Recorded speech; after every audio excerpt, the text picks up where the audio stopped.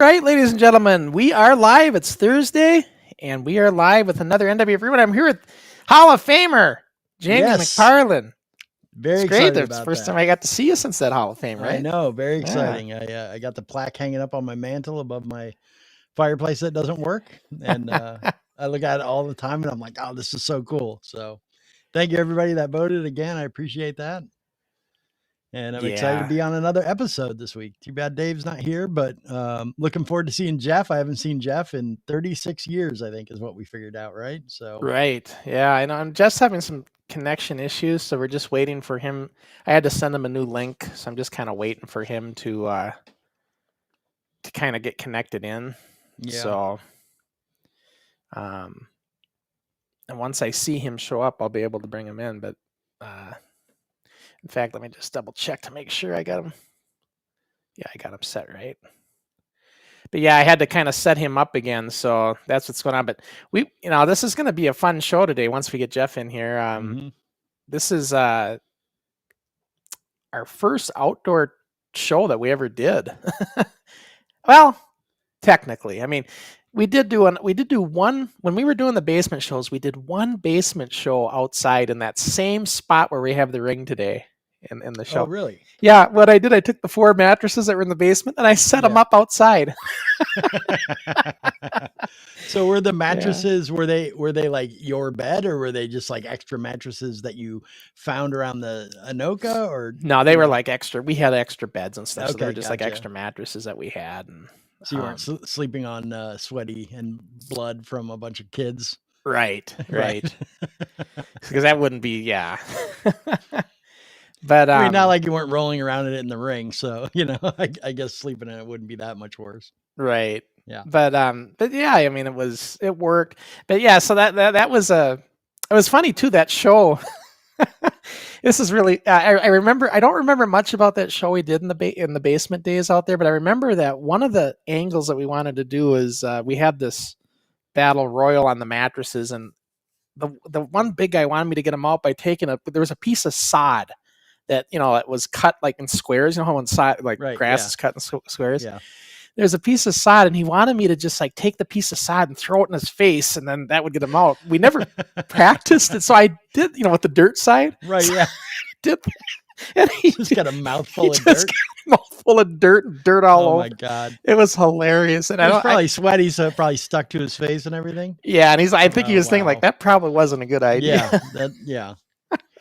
When you're a kid, you have a lot of ideas that aren't good ideas. Right. Right. But that's great. But yeah, that's kind of what we did. And sorry, I'm just making sure that I got everything set up right for Jeff here. We had this problem with Jeff the last time too. We couldn't get him to connect in. It wasn't working right, and hopefully we get him in. It's just that for some reason I'm not seeing him. Like it's not even showing up as a speaker. So it's like, well, we'll just have to see if he can get connected in with that link that I sent him. It might have been because the show was already started, and that's why I can't get him in. Oh. Well, maybe it'll be 37 years till I see Jeff. I know. I'm wondering if I could send him. I think I could send him a guest link. Let me see. Let me try this. See if we can get him in this way. I'm going to send him a special guest link. See if we can get him to come in this way. Because I'm pretty sure he's keeping track of what we're doing. He knows we're talking about him. Yeah. This is like a on-the-fly guest link. This is kind of have to do this on the fly, but I think this would work. I think that would bring him right in here. So let's see if that works. We'll get Jeff in here one way or the other. I lost my screen, though. Well, while you're working on that, I'll tell everyone a little story. Sure. So years and years ago, when we were doing the thing, I turned, while I was wrestling with you guys, I turned on public access, and you and Jeff were doing a live thing on public access. And I was like, what? Why didn't you invite me? So it was you and Jeff, and it was like a call-in show. So I called in, And I was like, hey, I want to come down and be on the show. And you're like, okay. And so for some reason, I thought you were at the Blaine Group W studios. And so I rode my bike, like, I don't know, 4 miles or whatever. And I get there and that's not the studio we were at. So this is perfect. This is just like when you and Jeff were hosting a live show and I was trying to get in, and now you and I are hosting a live show and Jeff's trying to get in. So 36 years later. Right. And I mean, I sent him the guest link, but I don't know if it'll, but it should work. We'll see. Hopefully that brings him in, because it's like a special guest link. It's like one I can just send to anybody. Right. So we'll see. But let's get some comments here while we're waiting to see if Jeff can connect. We got Gizmo. Good evening, everyone, and a special welcome to our new Hall of Famer, Jamie McParland. How about that? Yeah, I actually remember Gizmo from previous episodes I've been on. Oh, yeah. Thanks for commenting, and thanks for the mention of my Hall of Fame. And Jamie got a ring light and everything. He's nice and bright here for us. I tried to upgrade for you guys so I wouldn't look so terrible. And Damian Thorm says, we love you, Jamie. Oh, these guys all voted for you. You know that. Oh, thanks, everybody. It really does mean a lot. It's really super cool, especially being the last Hall of Fame induction. So. And then Sky Sports Video News says, Jamie, is there a copy of your belt behind Crusher? What does he mean by that? I actually never won any championships. Yeah, because I was trying to think what belt. But you did have one. You it was your league. Remember when we did the Armory show? You had a belt with you. Oh, I did? Jeez, I don't remember that. You and the White Ninja had tag belts. Oh, we did? Okay. Yeah. I don't even remember that. Jeez. I don't know what the belt... I thought they said IWF tag team. I think we called it the CWF, the Central Wrestling Federation or something, or maybe it was Coon Rapids Wrestling Federation. Yeah, I was wondering what that would mean. Yeah. You're right, CWF. Yeah. Yeah. So Coon Rapids, that would make sense. But no, you'd made the NWF heavyweight belt and taught me how you did it, like with the silver tape, and we went to that place in Anoka that sold those really cool American flag stickers, and hot glue gun with the jewel, the plastic like rubies and all that stuff. And so you taught me how to build the belt, and I'm the type of person that just loves to learn stuff and make things, and so right, and when NWF was kind of in a holding pattern, I wanted to wrestle, and so that's kind of why I tried to start my own little offshoot league, so I would have something to do while NWF was, on hiatus. And so, I made a belt or belts for it. So, but no replicas of that, unfortunately. I don't even remember what it looked like. So, sadly. Yeah, but no, he said he's seen you with the belt in the video, and he did. And that's what I'm talking about. Really? So yeah, talking about the Armory card. So it would have been your league. That like CWF or whatever, and you were tag team champion because you had Terry as your champion. That's right. So you and I think White Ninja were the tag team champions, is what you did. Okay, yeah. And that was that was the official card for your promotion, Jamie, to be a part of. Remember? Huh? No, we did that Armory card. I remember. I remember like calling the city of Coon Rapids and trying to get a permit to set up our ring that we had built in the park and then film in the park under this like gazebo that they had. I remember doing a taping there. Did they give you a permit to do that? Yeah, they did. Wow. That's crazy. Or at least we were allowed to do it. I don't know if they gave me like an actual paper permit, and yeah, I think we filmed, it was just the one time. And then I remember after that, when I moved in with my dad, I had spent a lot of time like calling bars, trying to get like what we had at the dry dock, Right. And boy, people were not receptive. Like, hey, we're a bunch of underage kids. Can we come in and set up a wrestling ring in your bar? People are like, no. Why would we want a bunch of underage? We can't have a bunch of underage kids in here fighting. I just remember, what I wished I would have did more, Jamie, is I wished I would have worked with you more to really make it work. Like I was trying to let you take the bull by the horns. I wanted you to take ownership of it. So I wanted you to really make it your own. I remember trying to stay hands off and kind of letting you get it developed, your league. But looking back at it now, I really should have been more involved with it because it's such a big thing to take on, when you try to start a league like this. And but my thinking was, there's Jeff. Let's get Jeff in here. So I'm going to add you to the scene. We're just going to have to do this a little differently. Hang on. Let's replace that with guest. Let's do it this way. There we go. Hey, there he is. More than one way to skin a cat on this thing, right? Well, I'll tell you what, this is crap. Well, you know what? We made it work. That's right. So yeah, Jamie was saying, "Gosh, I'm gonna have to wait another 38 years to see Jeff again." Yeah. I think it's me. It's crazy to see you. I feel like that. Yeah, the last time I saw you was at one of the dry dock shows, which would have been 87 or 88, I think, right? Which was 36 years ago or something. But you didn't have gray hair. No, I don't even think I had underarm. I don't even think I had underarm hair at that point. We had fun. We had fun, though, you guys. We had so much fun back then. It's so great to see you, awesome. Jeff. Jeez, good to see you too. Oh man, awesome. It's funny. You're a Hall of Fame man. Huh? Yes. Well, yeah, you too. Congratulations. Here. And speaking of Jeff Dinsmore, very cool. Yeah, speaking of Jeff Dinsmore here, Sports Tech 117. Hey, Jeff, welcome. We were waiting for you, he says. All right, I'm glad. All right. Got those bugs ironed out? Yeah, I think so. Yeah. Jeff, I had a question for you.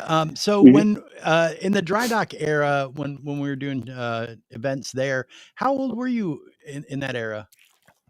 15. No. I was probably like 29, 30. Okay. Yeah. Okay. So the funny thing about Jeff is, at different times in the NWF, there were adults that had come into the league. And it was always not good. No. And there was one exception. I'd say there's three exceptions. Rick Pitts. Yep. Our referee, who I thought was great. He was an adult. Oh, he was awesome. He was such a good guy. Yeah. Yeah. And although, his time with us was tumultuous, he was definitely part of the league, but Pretty Boy Taylor. Yeah. Yeah. And, yep. And the other person was Jeff. And those three adults that interacted with us, were good for the league, and we liked those guys, and all of the other adults that felt like that ever came in, tried to take over or tell us what to do. And you three guys were like, let's do this. Well, so. Steve to an extent, Steve Angster, Pretty Boy Taylor, there was a point where he started going down with Larry and started listening to Larry, and he's admitted as much, and he knows that it was a mistake now. Yeah. But the thing of it is that I wanted you guys, I wanted you guys to help you guys. I didn't want to be a wrestler. No way. Right. And it was like, who was it who got you to do wrestling, Jeff? It was you. I know. It was you. It was my suggestion because we needed somebody or whatever. And I said, Jeff, put a mask on. Put a mask on. Yeah. It's like the old Jason Clausen move, put a mask on and your mom doesn't know you're wrestling. Yeah, exactly right. And it's like, hey, it was fun. I mean, it was just, Sean, you were just unreal. And I think that all of these guys that you have now, or not you now, but I mean, all of the guys that are, the guy you just had last week. Oh, you're talking about like the new kids now today. Yeah. But you had it all done. You had it, and gave them the. You got to get something for that. Yeah, I mean, it's a different element. And I was thinking about that, you guys.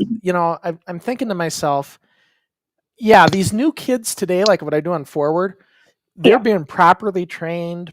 They're really entering it the right way, but they're getting proper guidance, proper training, everything. But we earned all of that because Oh, we yeah. weren't shown what to do. We weren't No. trained. Yeah. We weren't. I did it Yeah. a little bit, like you said, Jamie, but for the most part, your training was a match, and Yeah. that's something to be said for that. You actually earned it, really earned it, right? Yeah. Where Yeah. these kids today, they're, and I'm not taking nothing away from them. I'm Oh, glad no, they're no, getting no. properly trained. I really am. But You know, it's not. You oh, can't. We're apples and oranges here. Yeah. yes. I guess what Yes. I'm trying to say. Yeah. Yeah. Well, Yeah, they've I got it mean- all now. I mean, they can really get the thing going. But we did pretty Yeah. good ourselves, though. Yeah. Oh yeah. We did very good ourselves. And We- Jamie, you know, and as Sean said, that he wanted you to be the man. You should have had it. And Yeah, you know, I was trying to get Jamie to. Yeah. See, the reason I was you were listening to that then, Jeff. Yeah, I wanted him to take Mhm. ownership of it. You know, to Yeah. really, because if you do the work, it means more, and that was my thinking. But that was my Yeah. 17-year-old thinking. Now that I'm an adult, I'm thinking, yeah, I really should have helped him much more than. I mean, I could have Yeah. said, Jamie, we got a ring. We're not using it. Yeah, Use it. yeah. That That was kind my of thing. 15-year-old. You know, because at the time we weren't using our ring, and Jamie I needed mean, one. I mean, you know, Yeah. before the wrestling thing, you know, I didn't have a lot of friends. And, you know, you really took me under your wing. You know, I mean, we did Yeah. a lot of stuff that wasn't wrestling. You know, you'd Yeah. come pick me up in Yeah. your car and we'd go, you know, do whatever. And so, you know, you said, oh, like I should have done more. Like, no, dude, you did so much great stuff for me and taught me so much stuff. So, yeah, no, I've always appreciated that about well, you. I appreciate it, you know, and it means a lot hearing that all these years later. It really It's- does. But you know true. what? You did.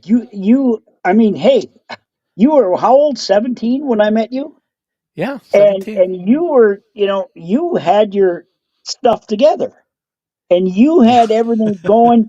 And no, you don't. You don't.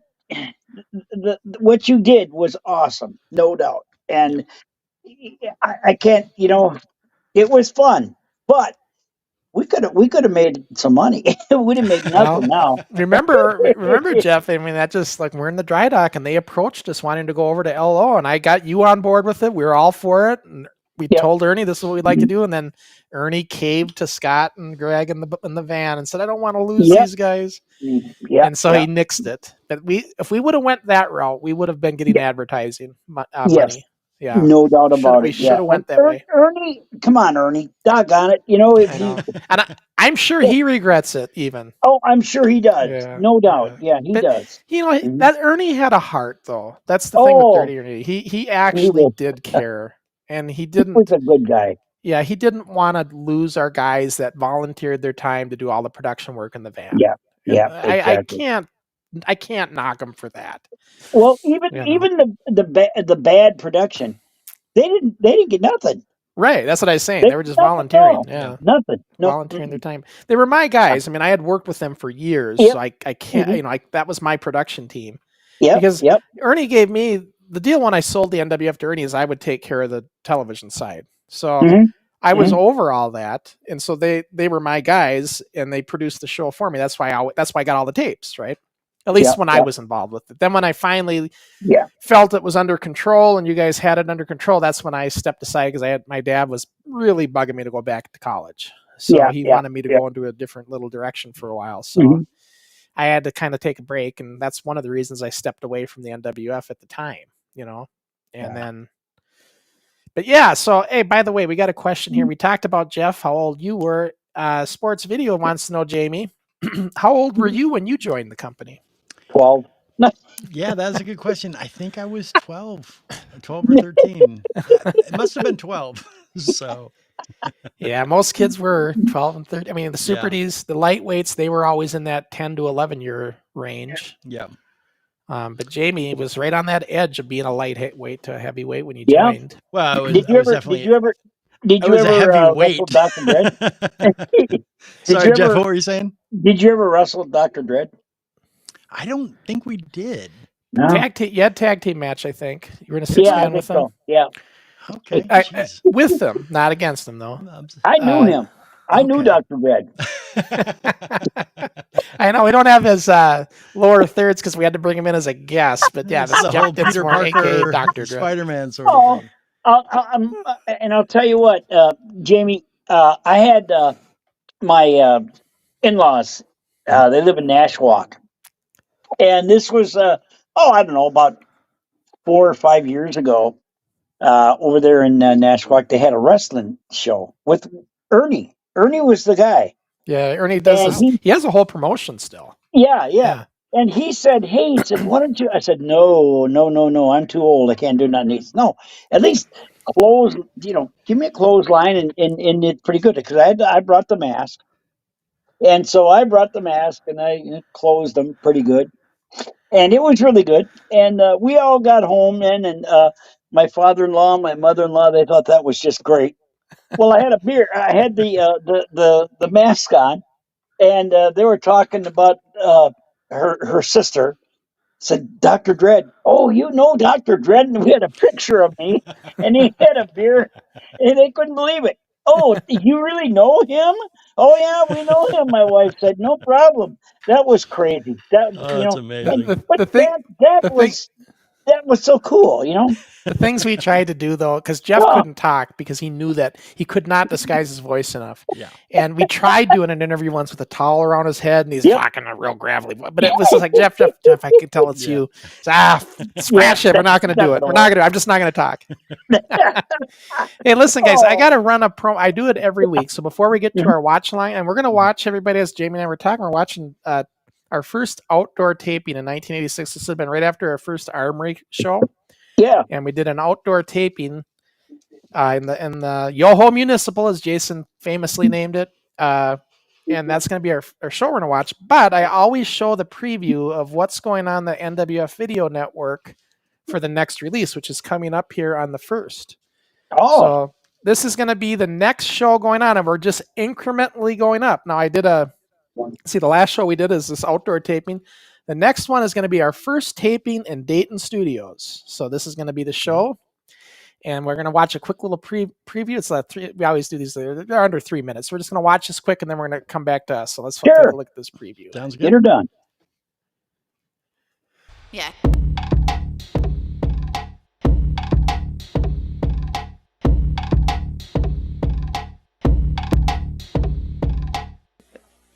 Irish Chair taking his own sweet time. Against Steenerson, you can't take your sweet time.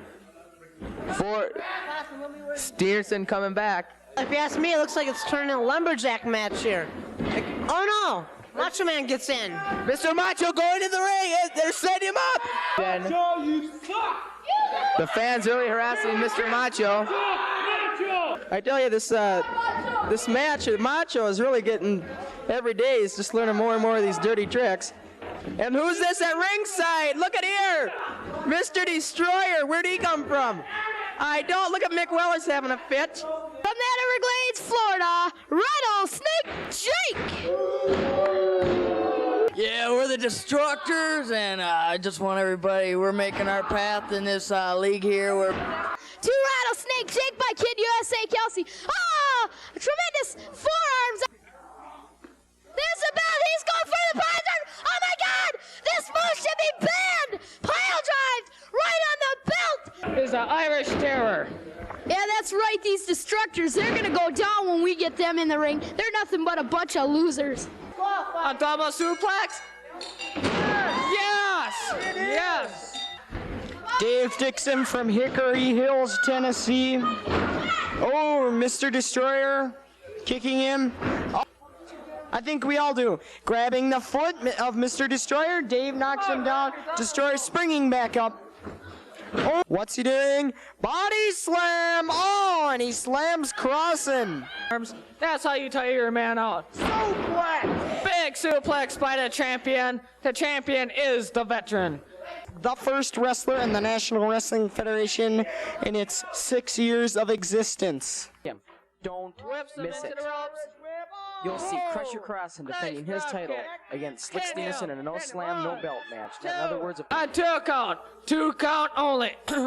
Corporal Clausen, have you found the White Ninja yet? No, I haven't.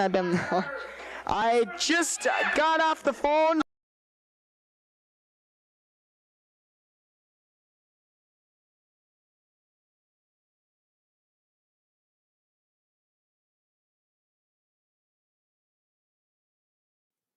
Whoa, we're on the wrong screen. Let's get there. We go. All right. I forgot Hey, to there switch we go. that. That's a little it's my bad. All right. Yeah. So that's You the got next pile show. driver there. Yeah, You the did forward pile pile driver, right? forward pile It driver. should have been barred. Yeah, that Yeah. is a scary move to take. I'll tell you that match. I was just telling these guys because we can talk to each other when those things are playing. Yeah. That match was the only time I got to work with Terry Block in the ring, and I really wished I would have done more with him because he was pretty damn good. Yeah, he definitely was talented. In the ring. I know, Jamie, that there was maybe as kids are and going to school, and I know there were some issues like you guys didn't always hang out and stuff, and he kind of turned into whatever, right, in school. Yeah, as kids are It's we all in are the different past. as we get older, Yeah. but yeah, I mean that. I got some comments I should get caught up on here. Let's see. We got. Oh man, I'm trying. It's Wayne, I believe. Wayne McCarty. Jeff, you might know him. He's been around to all the different shows and stuff. He takes pictures. I love the profile photo. Yeah. Original backyard wrestling. Yeah, when we go to our we were backyard, we were outside, but remember, folks, this term did not exist in these days. No, no, mm-mm. No, it did not. And we weren't that crazy. Yeah, yeah. Oh yeah, heck yeah. And Gizmo, Crusher, did we see you wrestling Dixie Dave in that last video? Dixie Dave was in there, but it wasn't me wrestling him. But yeah, he was on that show. Yeah. So we're gonna see the debut of both Jamie McParland and Dixie Dave, as far as restored debuts. With the restored footage. I'm excited and to Jeff, see that. you'll be excited because the next show after this one that we just watched is going to be the first dry dock taping restored. So that's coming up on the next one. And then I'm going to go back to the beginning again, and we're going to start doing, and I'm just going to keep incrementing them that way, Yeah. I saw Don Napier, the owner of what was the dry dock. I saw him about a week ago. Really? And he was still saying about wrestling. He still loved it. God, that was great. That was such a great setup. Good. Yeah. And you got that lined up for us. That was all you. Yeah, but the thing of it is, I told him that you're going to have everything good and everything's going to be. You were there, so it's your baby. You got it. I mean, it was so fun. The first thing we did at the dry dock, we did a show there with NCWA before when Larry tried taking over. We did one show there then. But when we went back to the dry dock, when we rebuilt the league and everything and got reacquainted, the first thing we did, we went in there and we did a taping in the dry dock, just interviewing. It was like a big table talk with me and Jeff. It was just, he was interviewing me about losing a title at the Armory, this whole special. And Jeff was a smoker. You're talking about smoking, Jamie. And this is such a long segment, just like, I got to have a cigarette when we do this. So he's smoking a cigarette during the damn interview. While he's talking to me, he had to get a cigarette. Do you remember that, Jeff? Yeah, I'll never forget it. We did this time back then. Didn't give me one. We did this really fun angle there too with Dion Dallas. He slapped me out of the chair. Remember that? Yep. I'll never. Yeah, that was good. Grizzly Stevens come in. He was great. I like Dion and Grizzly. Yeah. Grizzly was a really nice guy, wasn't he? He was at Nashwauk also. Was he? Him and so were his partner. Predator. You know who I'm talking about. It was the Predator. I can't remember his name. He was there too. Yeah, they were all there. We had a good picture of all the guys. It was kind of fun. Well, I tell you what, guys, let's get the show going. Otherwise, we'll be talking forever. But I'm going to start the show up, and we're going to watch it, and we're going to keep talking here. So we got 3 of us here. And guys, come in with your questions and stuff because we got 2 guys that are normally not here. So any questions you have for Jamie and Jeff, I think that would be great. And let's just keep it rolling here. We'll get the show going. All right, here we go. All right. And guys, let me know if I have to adjust the volume, if you can hear it enough. Yeah, it looks great, right? Oh yeah, this is I put this little bumper now on the beginning of everything I do that's restored, so you always see this. Yeah, that's kind of our little intro video to whatever I put up now. I use that. So same intros, I just rebuilt them, redid them, but it's the same stuff that we had before, same footage. I just cleaned everything up and redid the graphics and stuff like that. So these I had to change the music out, obviously. Is this one of the upscaled Yep, this is all upscaled. The only difference is when we do it on the watch along, I have to cut the resolution in half just to make it fit size wise. Gotcha. So if you watch it on the video network, it's much more cleaner. But so how did you do that exactly? So as far as cleaning it up? Yeah, as far as as far as upping the resolution, is it just a automatic thing, it's a process.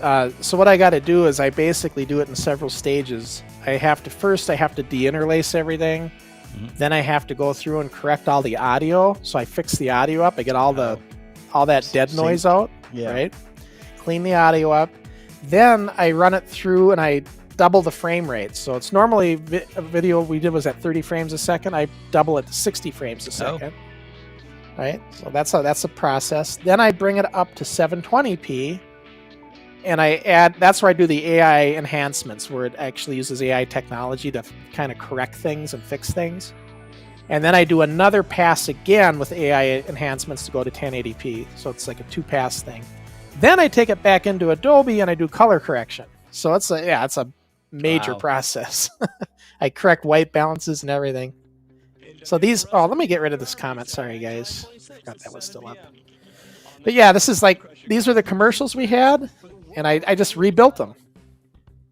Took out the Eye of the Tiger music, put in royalty-free music. Because I think Eye of the Tiger is playing for this. So, yeah. Is this loud enough, you guys? Or do you guys want that volume louder? You guys have to tell me in comments if you want the... Does it need to be a little louder? Okay. All right, I'll bring it up just a bit. Hello, ladies and How's gentlemen, that? and welcome to the Yoho Municipal Arena. I am your so we can hear ourselves too. Ray Johnson, and so yeah, outside in the backyard. This is the last show of the ring we used before we got the real ring. The real official ring. Right. Because we already had made the deal to purchase it, but we haven't got it yet. Me and Steve had to go out to Hutchinson and pick it up. So this is the last time we use this ring. This is the ring we built for the armory, the first armory. Russian Brutus and Boris Markov. But yeah, the interviews and stuff, I know it's a little dark. It's just the way, I can't fix dark. When video goes dark, it's dark. I can't correct that again. So like all these dark shades and stuff, there's no data there to correct. Right. But when it does get in a little lighter, like when the camera zooms up on Kelsey, you'll see how the quality gets really good. Yeah. The closer I get, like the camera gets, the better the upscale improvements get. Yeah, I mean it gets really clean. It does look way better. By kicking out Taylor, and now they made their best decision ever by kicking out the Russians to rid the world. Like Jason's hair, you can actually see his hair good. There's no fuzziness from VHS that we'd normally get. Those kind of little things. Oh, I gotta get Jeff in here. Hang on, I just realized, Jeff, you're not in here. Hang on, I'll get you in. We can hear you at least. I can get him. For our next interview, there you are. We got some little tykes in the ring right now. There I am. ladies and gentlemen, welcome back. Was that your house? Yeah, this is my backyard. Yep. That's your background? Wow. Yep, our backyard. When we did one other show in the backyard in this backyard later on with the real ring that we got, the official ring, and I had the camera up on that garage roof on the left there, pointing down. Oh yeah, I remember seeing those. Yeah, it was a much better angle. I just didn't think of that on this taping. Tony Levitt in the ring, Tough Tony. He was going to be a guest with us last year, but we tried to get it rescheduled, but we haven't got him on yet. He was going to come on with us though, Tony. The Fly from Portland, Oregon. He said. The Fly. Yeah, Chris Down's brother. I don't know. The Ice Dragon's brother. Really? I have not seen the Fly in Portland, Oregon at all. That's right, because that's where you're at. Yep. Yeah. There's Chad Roundabout. Chad Roundabout we said, Roundabout, get out there. We need a ref. So he's throwing the ref shirt on. Oh, boy. There's a ref. He looks like Rey Mysterio. That's the little guy. So, Sean, I'm curious about this ring. So how did you build it? Did somebody give you plans? Did you figure it out on your own? Was Well, it we had trial and built, error? yeah, we'd built several rings in the garage, me and Steve. So when we decided to do the Armory card, we knew we needed to build a ring because we didn't have any, at that time, we didn't have any idea how to get a ring. Yeah. So we just figured, okay, let's take what we've got in the garage and let's modify it from there. So we need to make this thing at least 2 feet off the ground instead of a foot. Yeah. And then we got to make it at least 16 by 16. So that's what we did. And then, yeah, I just came up with the design. You know, Steve and I kind of figured it out, and it was all made out of lumber, and there's no bounce or give in the ring.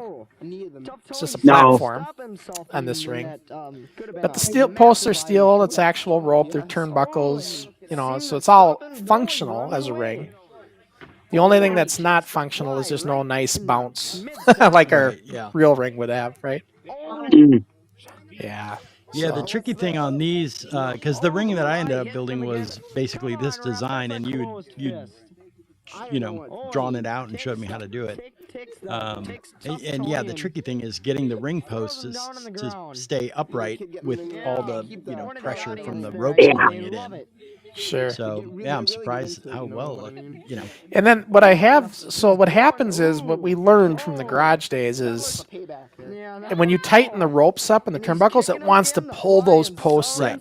Yeah. So what we did on the bottom side, you can't see it, is we've got a crisscross from each post with another cable and turnbuckle to counter that. That's a good idea. That's pretty clever. Yeah. And the only thing with this ring design is if you were to jump off the top rope and land right where Tony's back is there, you would break. You would break a 2x4. And Steve did it many times. And he does it on this taping, actually. Somebody pause the camera. Somebody said, did you ever wrestle Crusher? Oh, yeah, I noticed that. So, yeah, we got a story for that there. So it says, Sky Video Sports wants to know, Jeff, did you ever wrestle Crusher? And if so, who won? And yes, that happened. And that's how Dr. Dread was born. Because Jeff said, he said I needed an opponent for the dry dock, and I said, Jeff, how about you put a mask on? And that's how that happened. And as far as who won, I got hit with a roll of quarters, and they were all over in the ring. And Dr. Dread won that match. Yeah, that's right. Yeah, that's right. Of course, it's the only time we wrestled. There were no quarters. There were no quarters. There were nickels. I was gonna say where. And for the longest time, Jeff, you had the footage. I know. $20 worth of quarters. Jesus. I don't know if it's quarters, dimes, or nickels, but it was a roll of something. It's probably pennies. Pennies, maybe. I just wanted to get out of here anyway. I can't do this. And we showed that clip on I have the tape, so I do have the very ending of that match. We'll get to that when we do the watch along. But But yeah, you had the whole match. I should have got a copy of it from you back in the day. Oh man. So now this here is the actual music that was used, but when I took the vocals out, it doesn't flag for a copyright. So I can actually get away with using this rhythm, right? Nice. That's funny. Yeah, so that was our stay tuned thing. So is the CG or whatever on the screen, is that new or is that from? Yeah. Okay. Yeah, that's all new text. I redid that. God, it looks really crisp. Yeah, I did it I lined it up so it's in the exact same spot. I just redid it so it looks nice and clean. And then Sports Talk 117, I'm just going to get caught up in our comments. He says, Jamie, what age did you leave the company? I don't think I ever technically left. Basically, the league just kind of fizzled out, so I never quit. You joined in 87, and it was 88 when we kind of fizzled out. So I would say you were probably a year older from when you joined. Yeah, I mean, it went pretty quick. You know, the funny thing is, like, Jamie got caught in on the tail end of it. Yeah. We will be having the funny thing about time is, now it seems like a year is nothing, but when you're 10 years old, a year is a tenth of your life. You know what I mean? So even though it was short, it was. But let me tell you something. And guys, that belt I'm holding, that's that second one from the top there. Yeah. Is that belt? If you can see it back there. And not only that, the doctor's You were so good on the mic. Oh gosh, was I? I don't know. I think I was horrible on the mic. No. You had so much confidence. It was great. Now Mr. X is getting in my hair again for a year. It's been a year since I've stepped in Isn't that Mr. X, nice? that was Steve Engstrom, wasn't it? Yeah, that was Steve. Next Yeah. week I'm going to have a match with Mr. X, and we'll settle it there. But I believe today. But yeah, that footage cleans up nice on these interviews, I gotta say. I actually have one of those microphones. Wayne was asking. It is. I just want to make sure I'm not butchering this, but I believe it's Wayne McCarty. I'm pretty sure I got that right. I hate it if I got the wrong name. But he says, "What did you have for ropes? Those were half-inch ropes from Menards." Just the yellow rope you could buy there, and we just we bought the colored tape and just taped over it. You know, the colored duct tape you could get. Coming into the ring first. Did those ropes have wire in them at all? No. Or was no. it just rope? Okay. Yeah, this is just rope. But they're thinner. You know, I couldn't figure out where to buy the big rope. If I knew where to get it, I probably would have got it. But this was the biggest rope they had. Yeah. Damien wants to know from you two guys, Jeff and Jamie, what was your favorite match? My favorite match? Yep. Wow. Wow. I think it was Sean, you and I against the Russians. That was good. Except Steve didn't really do justify with that. But Jeff, if I was going to say with us, when I was with you, tag team wise, the one I liked was that 6-man tag we did at Irondale High School when we did that finishing move that I did that cross body block over both your heads. Yes, that was. Yes, I mean, that's right. That was the Midnight Rockers would do it, but they always could cheat because there was the one guy on the one side. I had to clear both of your heads, or so I would have crushed them. I'll never forget that. I've never seen that move done in wrestling, and then it's like, and I remember I had to get up so high.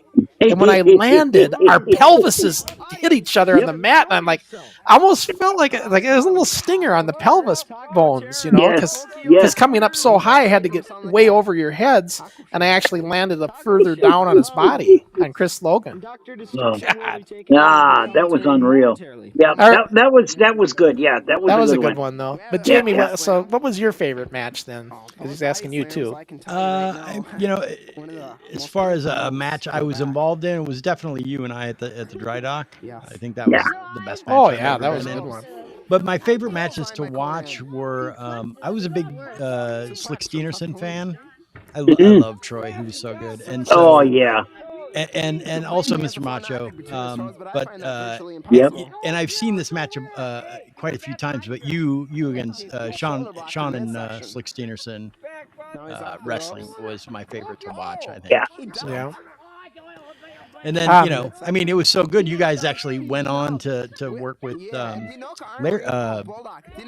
Eddie's company for a little while. Yeah, Eddie Sharkey. Yeah. I mean, I mean, it was fun. I still like PWA was great. I mean, it was a great opportunity, and I really wanted Troy to move on. I think Troy could have went further. He was big enough. Yeah, for sure. Yeah, he was good. And the only reason I was doing it at the end was to help push him, because I had already had a career in Wisconsin at that time, and I was coming back just because Troy asked me. We're gonna press slam. Yeah, Conan. It's pretty. Conan had the strength to do it. Jeez. Well, I think Engstrom would have done a manager. He was really good. For sure. See, but Steve just didn't have the intelligence to know how to get a hold of, get in with AWA, but he could have totally been a manager. Oh, yes. And been viable. No doubt. So, did I have this comment up already? Yeah, that was Land of 1,000 Dances. Just took the lyrics out. Yeah, okay, I got his name right. Class of Anoka 88. And then, that's interesting, 88. Wayne's the same class as I am. This is a great match. I was 88 too. I just didn't graduate, but I ended up getting my GED. But I was in Anoka as well. I got to a point where I said, "Did I ever tell you guys the story of why I didn't graduate?" I got to ask the crowd. Did I ever tell you the story of why I didn't graduate? 'Cause there's a whole story there. why I think decided I to know. leave school at the time and everything. If I didn't go over that, let me know and I'll tell you what that was all about. Yeah, didn't know that. But yeah, no, I ended up getting my GED and then went to college and all that. Let's see. And then I've got a question here from Gizmo. I'm going to ask Jamie and Jeff, did Crusher wear his glasses when the camera was off? No. You guys remember? I don't think. Did you even wear glasses? Never, back then? ever seen it. I did have it. Nope, never. You don't believe me. Yeah, I thought your glasses were just reading glasses, Sean. Like mine are just Yeah. readers. No, I do need them for. I'm farsighted or whatever, so I can see far, but I cannot see close. So yeah, they more or less are. Hey, maybe that was why Dr. Dredd couldn't see nothing. Maybe that's why I needed glasses, because Dr. Dredd hit that roll of nickels. No. Okay, yeah. Jeff had glasses back then. So Wayne knows Peter. Tokyo Terror. Peter and I were on the same school bus. Yeah, Peter was a good kid. Met real well. Peter was the kind of guy that was super honest in these days. Like, he would not. We had a hard time talking him into the Tokyo Terror gimmick because he was Vietnamese.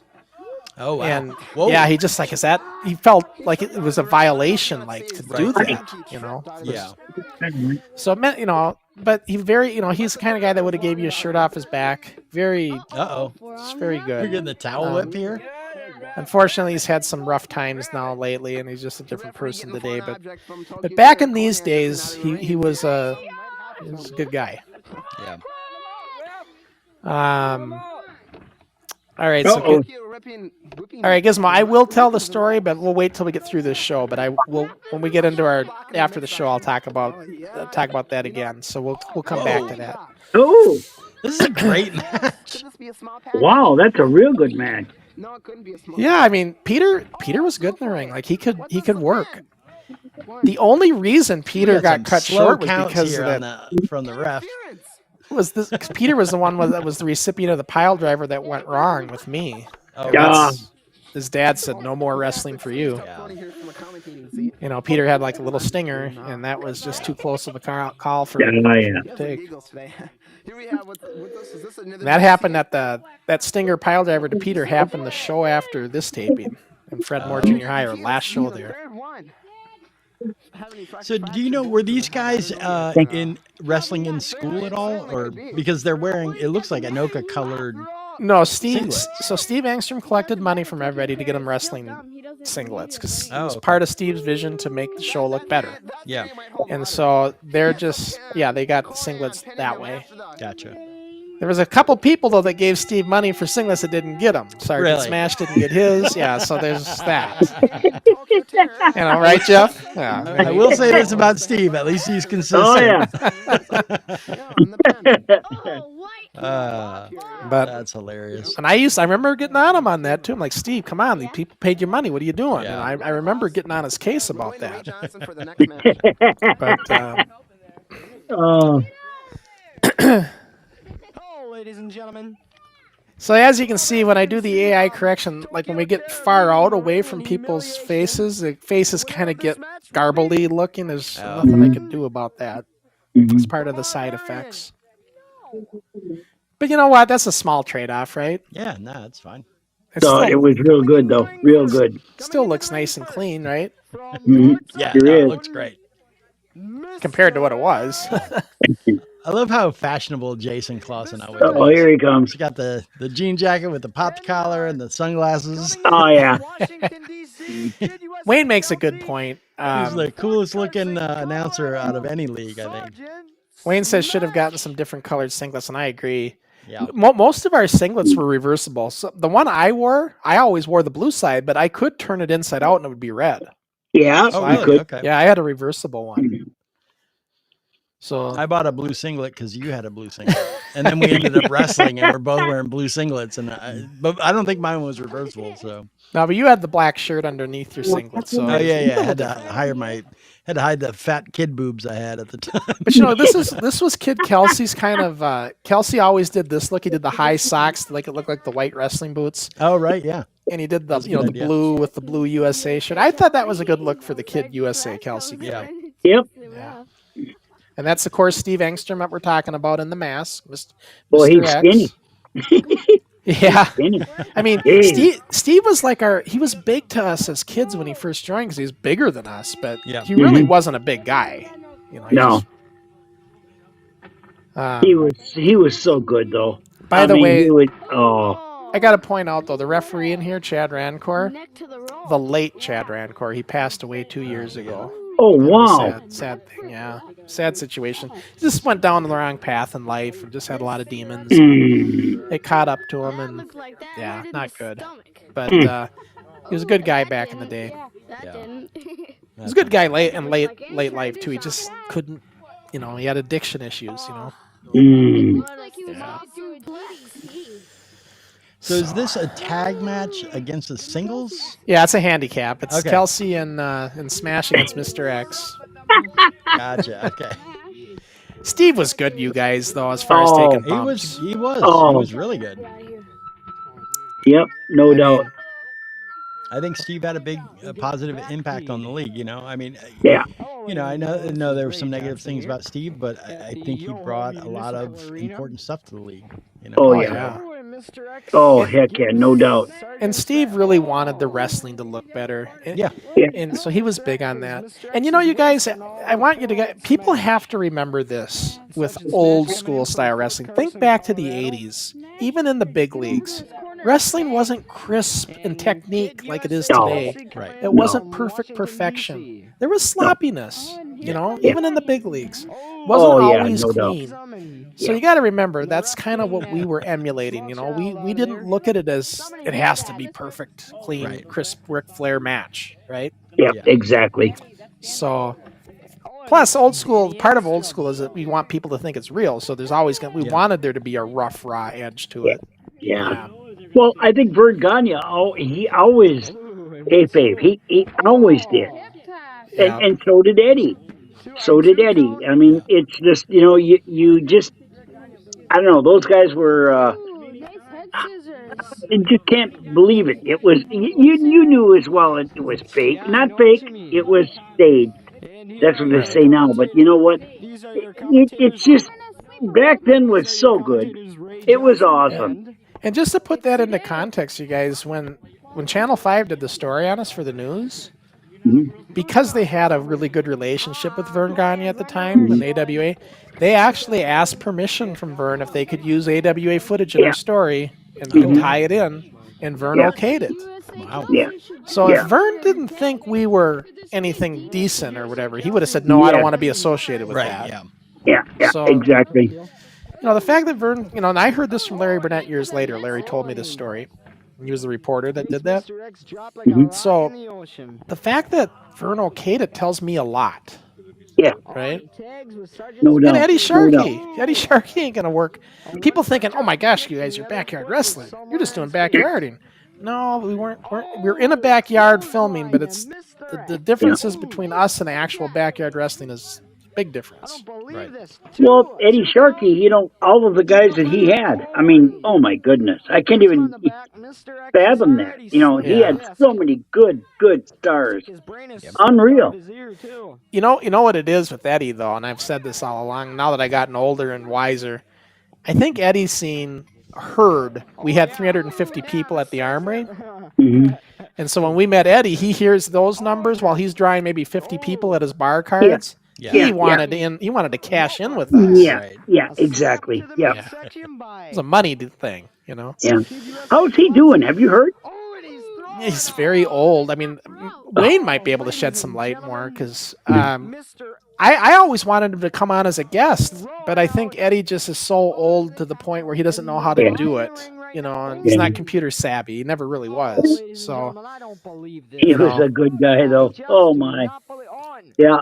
Mr. X, he comes back, he's dragging. Yeah, Eddie was a good guy. And Wayne makes a point to say backyarder is also a term of untrained wrestler. True, but remember, in 1986, it wasn't a term at all. Right. No. Like nobody referred to.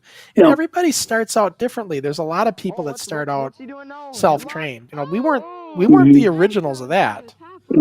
You know, I've talked about that before. You know, there was a lot of professional wrestlers that start out that way. But I don't think you can self-train today, you guys. No. I don't think it's possible with the way wrestling is now. No. Could you say, Kelsey? I mean, you could, getting but his it's. strength together? I think it's gotten too complicated to try to self Oh, train. There's a lot more high spots and Sergeant stuff Smash, nowadays. nothing You know, he can do. Yeah. backflips and His you hands know, are tied. I don't think I What could are have you ever doing done a in here, rock and moonsault, no ride, matter dog? what Get age out of here. you know I was at. So Yeah. And then sports video comment. I just want to get this in. He said, "This was a really good match. I like the way you use some of the older, bigger wrestlers to do lifts and moves that some of the younger wrestlers can't do, like with Steve. yeah, You know, Every time Yeah. the wrestlers come out of these Yeah, rings, he, they're all bruised up. you can hear me in the background when you watch the show. Like when with Kelsey, I'm telling Steve, like, give him a lesson, Steve. And what I mean by that is because Kelsey was always afraid to take the bumps, and I wanted him to get. I figure you got to just take him to take him, right? To break that ice. Yeah. is there somebody mowing the lawn in the background? I swear I hear a lawnmower. We don't know. Barely. No, I he's could not out barely cold. hear He's trying that. to get Yeah. back up there. What so what did your neighbors think of this? Because you did quite a few backyard tapings Yeah, we did. later on, right? Yeah, I mean they didn't look. All these neighbors, they all know I'm doing this. Like Yeah. this is not new to the neighborhood. Broke the skin, mister. So they're just like, oh, there's Crossen doing a show for cable. I mean, Right. yeah, Yeah. they didn't. The neighborhood was well aware of what I was doing. So they were okay with a bunch of kids yelling in the backyard and all that Oh, yeah. stuff? Yeah. Yeah. That's good.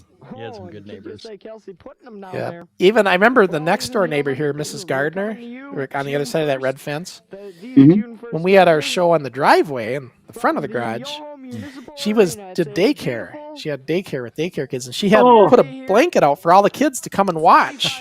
oh, Amazing. Yeah, so we had a little bit of all these little kids watching us. Yeah. What is he doing?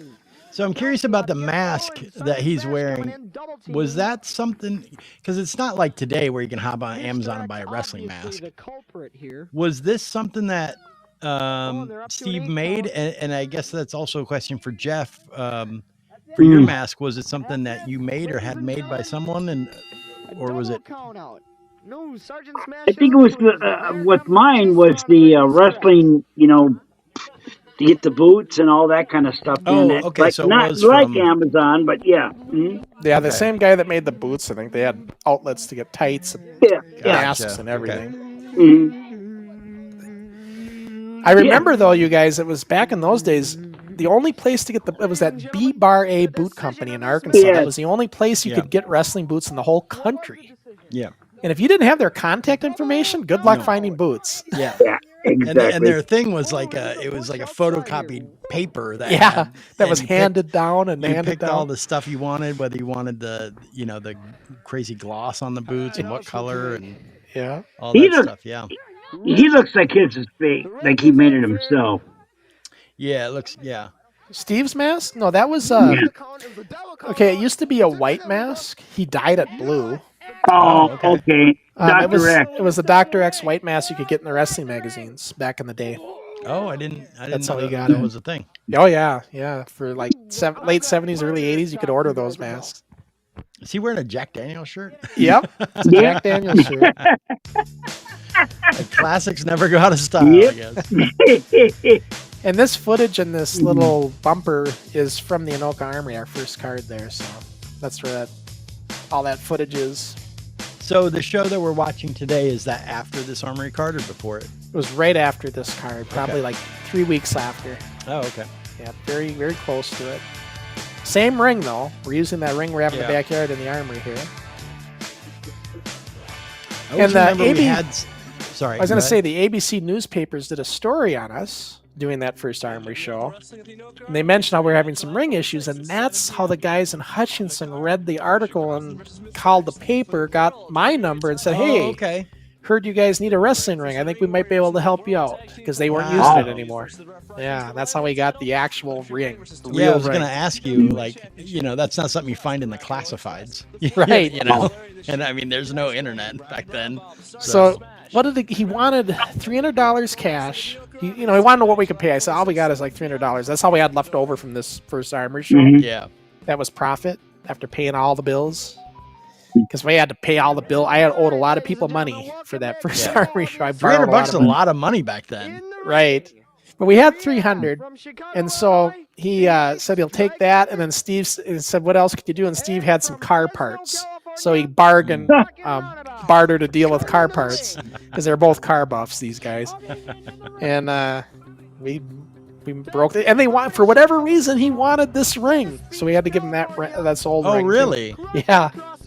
So were they a promotion that just closed down, or what was the? Yeah, they were kind of doing something. Why did they similar have a to, ring, and why are they getting rid of it? So they were in Hutchinson, Minnesota, and they had a little thing like we had, only they were adults. Okay. And they did some shows locally in Hutchinson, and they just were done with it. They weren't they did it for a while, and they were done, and they had built the ring themselves. But it was all steel. It was an actual functioning ring. Yeah. And it was designed from a functioning breakdown ring, so it was all done right. They did a good job, man. That was a pro ring for sure. The only thing is, and I remember this, so we'd have 2x4. That ring was all steel, but it did use 2x4s in the four sections. Yeah, and we Not, used to break those. Okay. There were some steel, but there were, I'd say maybe a third steel, the other 2/3 2x4s. And some of the 2x4s were oak. Those were fine. They never broke. But the pine 2x4s we'd have to get from Menards, every time we'd break one, they just keep breaking and breaking and breaking. Oh, yeah. Well, I remember as we got more money, we would buy more metal 2x4s to replace those. Yeah. Is that... And either that or I would go get oak 2x4s. But the problem is oak 2x4s were expensive. Oh, yeah. To get a 10-foot oak 2x4, shit, you're looking at back then it was just incredibly expensive for one 2x4. I feel like we also had issues. Didn't we try using aluminum turnbuckles for a little while, and they were stripping out? I vaguely remember that as well. I think you're right. I think you're right. So. Yeah, I think you're right. But they didn't really. There's so much tension on them, and we would tighten them with the wrench and fucking strip them out. We had to get the really big heavy duty turnbuckles for the steel. Metal ones, the steel ones. I remember too with that ring, we wanted to put. Troy and I knew that the plywood would keep shifting on that ring after a while, so we wanted to put little lip things, little L brackets to keep the plywood in place. Right. And so I bought some aluminum ones, but the ring's steel. So I went and got an arc welder and I tried welding. Trying to arc weld aluminum to steel. No. And I learned later on that is the most difficult weld you can do. If you can even make it work. I didn't even know you could do that. So. Apparently you can, but it's hard. And I spent hours trying to do this. I got so fed up, I flipped that thing up because I couldn't see, and I just kept welding away. Hold on, time out.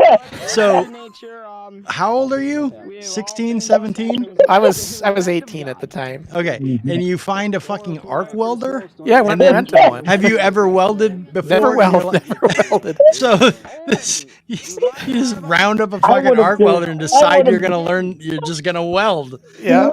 I mean, I kind of understood the process. And so here I am welding, but it wouldn't stick. And I got so frustrated. I put it so Troy Steenerson, he puts the mask on and watches me weld. So I'm welding without a mask, watching everything. Oh my God. Later that night, my eyes felt like they were on fire. Yeah, you get sunburn on your eye. Jamie, I thought I was going blind. I said, Troy, I'm surprised you didn't. It was 1 a.m. Like, Troy, I'm going to the emergency room. Something's fucked up. Yep, exactly. And the doctor told me, he says, yeah, you got arc weld burns. He goes, it'll be fine in 24 hours, but it's going to hurt for that time. Oh, yeah. Yeah, that's gnarly. No doubt. Yep. Oh, what a time that was. Oh, God. And so, for people that listen, that are watching the show, and all the guests that come on, we always have all this reverence for Crusher and stuff. Oh, yeah. That's another I love that, Ooh, did you see him hit the... He just says that in passing, I got a welder, I didn't know how to weld, and I started fucking welding. And I mean, who does that at, 17, 18? That's insane. Yes. Yeah. And so, people watching the show wonder why we're all we have so much reverence for Sean. That's one of the many reasons, the shit that we've seen him do, is nuts. And that, gumption and go-getterness transferred to a lot of us kids, and what we ended up doing with our lives. There's so much, things I've just been like, okay, I'm going to do this. And it's because I saw Sean do that stuff when I was a kid. And it was such a great, role model for me, and had a huge impact on my life because I've always been like, fuck it, I'm going to try it, and that's right. Sometimes it doesn't succeed, but sometimes it does, and so. As was the case with trying to weld aluminum to steel. If I just would have got metal, if I would have got steel brackets, it would have been no problem. It would have stuck. I was frustrated, Jamie, because I'm like, why? I'm doing it. I know I'm doing it right. Why is it not sticking? Oh, God. Yeah, I think the funniest thing about this is Sean still doesn't realize how amazing it was. He's still trying to figure out, like, why did that not go right? Not that whole thing is insane and amazing. He's just trying to figure out, like, oh shit, I wish I would have done it X and Y. It's true. Sean is Sean, man. Something else. Yeah. But it's that's just it. We had to take chances. I was very, very optimistic on things. Yeah. And Jason Crossen was the opposite. He was pessimistic. So that's why me and Jason work so well together, because Jason would always counterbalance my optimism, He would try to rein you back in when you were getting a little too crazy. Well, even when I wanted to do this first Armory show, I'm like, I was gung-ho when I left the Armory after the tour of the place. I'm like, we're going there, guys. We're doing this. Yeah. And they're like, no way. We are not ready for this. I mean, Jason was concerned. Wasn't this the wrestler or the referee? Is that right here? Right, yeah, he was reffing. Now, that's see, back in these days, Jeff, we all took turns reffing. We didn't have a dedicated ref. All right. It's all right. Yeah, so like if you weren't wrestling, either you were on camera or you were reffing. Yep. Or you were commentating. Yep. Everybody had to play a role. So how did the idea of doing Armory shows come up? Like you're doing the cable access show. Were you thinking like, oh, we need to have a live show with a live audience, and then how did you come to the idea that you need a live audience, and then how did the idea of an Armory come up? Okay, so how that came up was before we went into Fredmore Junior High, we had a 2-month hiatus, right, from the garage to Fredmore. But in that time, because that article that was in the paper drew all that attention, a local production company also read that article in the Minneapolis paper, and they wanted to interview me and my mom and my dad. They took us out to dinner, and here they want to do an after-school special on the show. Wow. And everything. That's what they were wanting to do, was a local production company, and they interviewed me at that dinner and asked me all sorts of questions. And I remember one of the questions they asked is, if you had unlimited expenses, what would you want to do? I said, if I had unlimited expenses, I want to be in front of a live crowd. I want to have like a little mini arena. I want to have multiple cameras. I want this to be like a miniature civic center setting for us. If I had unlimited. That was my vision. So I had that vision, Jamie. And so what happened was, when we were doing the Fred Moore, we were really on a roll in Fred Moore, and we were walking downtown, me, Matt Kelsey, and Jason Crossen. We walked by the Armory, and I seen a sign that said upcoming gun show, and I'm like, the light bulb just went off. I'm like, well, if they can do a gun show, why couldn't we do a show? Right. So I went inside and asked for a tour. The drill sergeant gave me a tour. Some 80-year-old drill sergeant. I said, I'm interested in running this. Can we do it? He says, sure, you can do it if you have the money. I said, well, what does it cost? And he's like, it goes, it'd be about a $200 down payment, and then another $400 maybe for a half a day, because I told me we need about a half a day. Yeah. He's giving me numbers. I'm thinking in my head, I could do this. I said, gave me a tour. He showed me what they all had, all the chairs, and I'm like, Jamie, I'm seeing all this. I'm like, this is gonna work. We're gonna do this. So it was $600. It was like $200 down and another $200 we had to owe, so it'd be like $400 in those days for a half a day. I would like to say something. Okay, so in 1986, that's $1,200. Yeah, we didn't. And Jamie, I didn't have a dime. Yeah, no. I didn't have a single dime to my name. This is back when minimum wage was $2.85 an hour. But knowing how sports fundraise, I'm figuring, okay, this is what we'll do. We're going to go and we're going to ask businesses to sponsor us. You know, we'll get them as sponsors to get some money initially. Oh, yeah, yeah. We'll print up tickets and we'll sell them in advance, and that'll be advance money coming in. So that's how I got money initially. We started selling tickets. I had all the kids selling tickets around their neighborhoods and everything. It's kind of hard because when the I gave them X amount of tickets. And were you ever worried that you wouldn't be able to pay the bill? Oh yeah, I didn't know what we were gonna get. We only had like 60. We had like, I think it was like 60 or 70 advance tickets sold in the going into the May 9th card, and that wasn't gonna cut it. So I figured if we can get at least 100, I think 100 people, so I'd have at least like 150 people. That would break even. Yeah. So that was my goal, and then we got that and more. Like 350 in all, so 300 to 350 came through the door. So how many armory cards in total did you do? Do you remember? Yeah, we did total of 5 armory shows. Wow. Yep, we did May 9th, we did July, we did October, and then we did March, and then we did August again in 87. So 2 in 87, 3 in 86.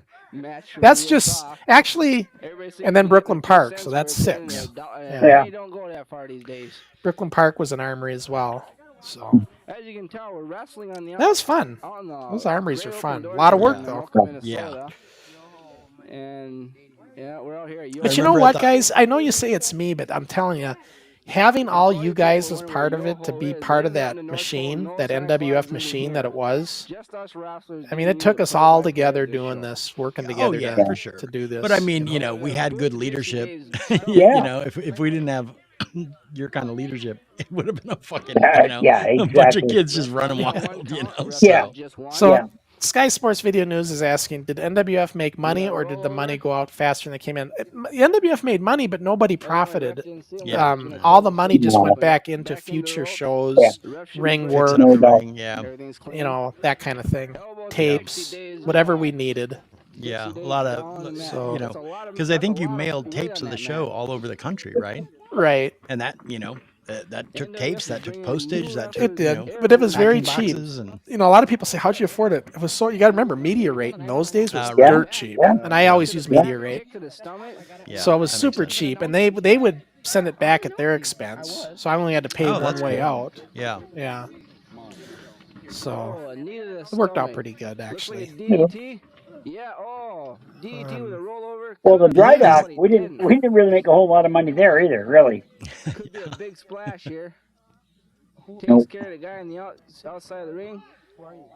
One of the interesting things about the armory card is, you know, our entrances. The bad guys came out one door, and then the good guys came out another door. But behind those 2 doors, it was just one room. Yeah, exactly right. Yeah. And when I went into the armory to do, when I did the documentary, we went and filmed at the armory just to get some. I never used it in the documentary, but I filmed there. Yeah. And they have renovated that whole area now, Jamie. So it's now just one room, and it's much smaller. Oh, okay. So they're using the other rooms for other stuff now. Yeah. That's not a big open thing like it used to be with 2 doors. Yeah. Can you just go to the armory? Like if I came back to Minnesota to visit, could I stop by the armory and go inside? Walk in, as long as it's open. Yeah, no problem. Yeah. Sometimes they have it locked. Yeah. Yeah. Yeah, I'm definitely going to do that the next time I come out to Minnesota. Where are you living now, Jamie? I live in Portland, Oregon. Oh, my. Yeah, I've been here 25 years now. That's unreal. That's unbelievable. Yeah, beautiful place. There's no snow. There's lots of rain, though, right? Oh, no, that's Seattle. Seattle gets the rain. Oh, we get plenty of rain. Here. Are you still in Minnesota, Jeff? Oh, yeah. Still in Ramsey, Minnesota. Yep. Oh, nice. Oh, no, you were initially in Spring Lake Park, Jeff. Yeah, that's where I'm from. Yeah. Yeah, it's, wow. And you live in Utah, don't you? Yeah, Salt Lake City, yeah. Yeah. Yeah. We're all spread out now. We are spread. All right. I remember, Sean, you used to live in the at the Schmidt here. Schmidt Artist Labs. Yeah, when I lived in St. Paul. Yeah.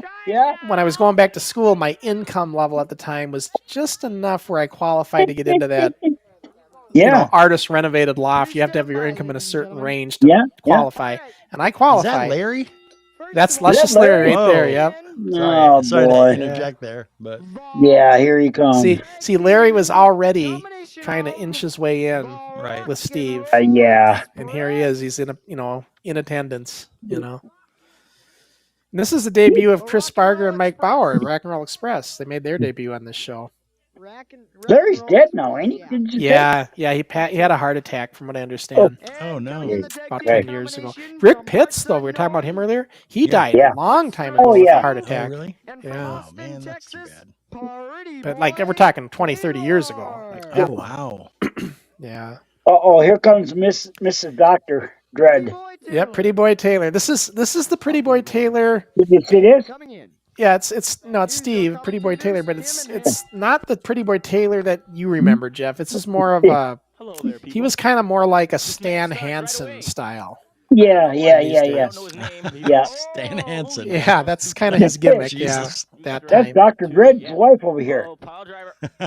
Yeah, I saw her poke her head in for a second. Yeah, come by and say hello. Come here and say hi. Come here and say hi. Speaking of Jeff's wife, so one time Jeff and his wife it was the morning and they were let's say it was X-rated morning for Jeff, and I guess he was telling me the story that Jamie McParland, Jamie would call whenever to talk to whenever, and Jamie happened to call Jeff and one of these mornings, and then I remember Jeff saying, he woke me up, and my wife said, "Saved by the Bell." Yeah, that's right. Here she comes. Here she comes. There she is. Hi, good to see you, Mrs. Dread. I was gonna say we need to get her a Mrs. Dread mask. That'd be amazing. Oh man. Oh no, wow. She's a good lady. Well, stay with you for this long, I would think she's got to be some kind of saint, right? Watch it. I couldn't believe it myself. Get out of here. So guys, I gotta answer this question. Damian Thorne's asking a question to me. He says, Sean, what was the most people that were in your company back in the day? Also, what was your lowest number of wrestlers? Well, what the most... Let's see, so I'm going to try to read this. What was the most people that were in your company? Well, total, I mean, I think if I did a head count, we probably had around 100 kids come through. Yeah. Like throughout the whole thing. Lifetime? Yeah, I think so. But as far as the lowest number, we had done shows where it was just 4 of us. Oh wow! Yeah, I invite everybody, and then sometimes they just don't show up. And then I remember in Group W Cable, we had a few shows where it was just 4 of us. Yeah. So how did that work? Like when you were going to do shows, did everybody know like, oh, we're going to do shows on these days, or did you literally call like 50 kids? Yeah, this is like because there was no emailing or texting. There was no texting. I had to call on the rotary, the regular landline. I had to call everybody and say, hey, can you make the show? We're going to have a taping this day. Can you make it? Yes. Okay, good. I got you down. Yep. Right. And I would have to go through everybody. Then I'd have my list. Then I would start booking it, figuring out who's going to wrestle who, get it all lined up. So that because we didn't have time, Jamie, in the studio. We had a 3-hour block. We didn't have time to do all that in the studio. I had to have that done in advance. Yeah. So then when we get to the studio, all we got to do is set the ring up, and here's the matches. Right. Yeah. But then you'd have guys not show up, and we'd have to scratch out, scribble, change this, change that. That was a good question. Did you at least have a push button phone at the time, or was it the? Yeah, I'm sure. Well, rotary, push button. Yeah, I mean, push buttons were Touchstone was just coming out at that time. I remember that. Sports big phones like this. Sports Talk 117 says the size difference between the wrestlers is amazing. You go from 80 pounds to 200 pounds. What do they do now in AEW? Yeah. Well, everybody was at a different spot. There was lightweights, there were heavyweights. Yeah. So yeah. Oh, it looks like he got Mr. X2 in the throat. It just depends where we're at. You know what I like though? Even though we have the tube socks, that burns. We always would wear them high to make them look like wrestling boots. Yeah. Like look at Kelsey. And Steve too. He's doing the same thing with his socks. You can see him on the corner there. Apparently, the tall socks are all the rage with the Gen Z kids nowadays. I've been hearing on the news. Oh, really? Hey. Yeah. Oh, he missing him. Oh, Look at that! Whoa! He took Oh it. my That's God! He biffed it. He went- Wow! Holy shit! yeah, I think he's gonna feel that was the morning. nuts. Yeah. to be hurt. That's going to leave a mark. There's some amazing bumps in this episode. Slow and getting the Yes, ring. there Mr. is. X2 I mean, wanted to I get feel him. bad that we're chatting, because He appears you to know be we just all get right. to chatting about stuff. But there's some Yeah. real kick-ass stuff happening on this. Yeah, you know when Chris did that and went out of the ring, if you notice, Chad Doctor starts acting, he starts clapping. I saw him laughing. Oh, it's yeah. so Is great. it gonna Oh be the my god. DDT? Yes, the DDT. Oh! Yeah, DDT was a big move. I mean, that was everybody. You know, these are the moves that we were watching, you guys, Yeah. at the Oh, time. and he starts All running. these, everything you see right now, is what we were influenced by at that time. Yeah, yeah. You know, Ooh, different era. well, hammers on him.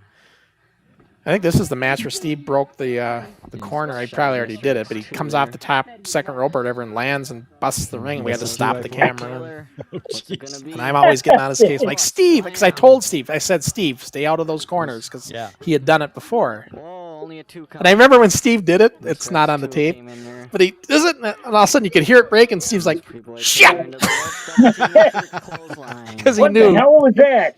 He knew he What's this broke gonna it. be? That's a pin. Ah, Oh, funny Taylor stories, you rolls guys. out of it. Oh man, you tell you what, we could be here forever, really. Yeah. Referee not paying attention there. Jeez. Yeah, it's probably good to keep the biggest guys towards the end of the show in case Yep. they wreck the. Oh, there's you looking under the ring. You're shitting. Yeah, I'm already looking at looking to see if it's busted, making sure it's you know. Oh my god, that's hilarious. Mr. X2 comes back. That was What's good. this gonna be? Is this That gonna be was the- awesome. Oh wow, this is so, So- great. Yeah. Sky Sports Video News wants to know: do you remember who filmed this match? How many cameras did you use? Okay, so at this and these day, you know, in this kind of era of the shows, we only had one camera, so it's just one camera, and who's on it could be a number of people. This is one of those things where if you weren't wrestling, we need you on camera, you know. Let's get somebody in So there it to stop depends. this match.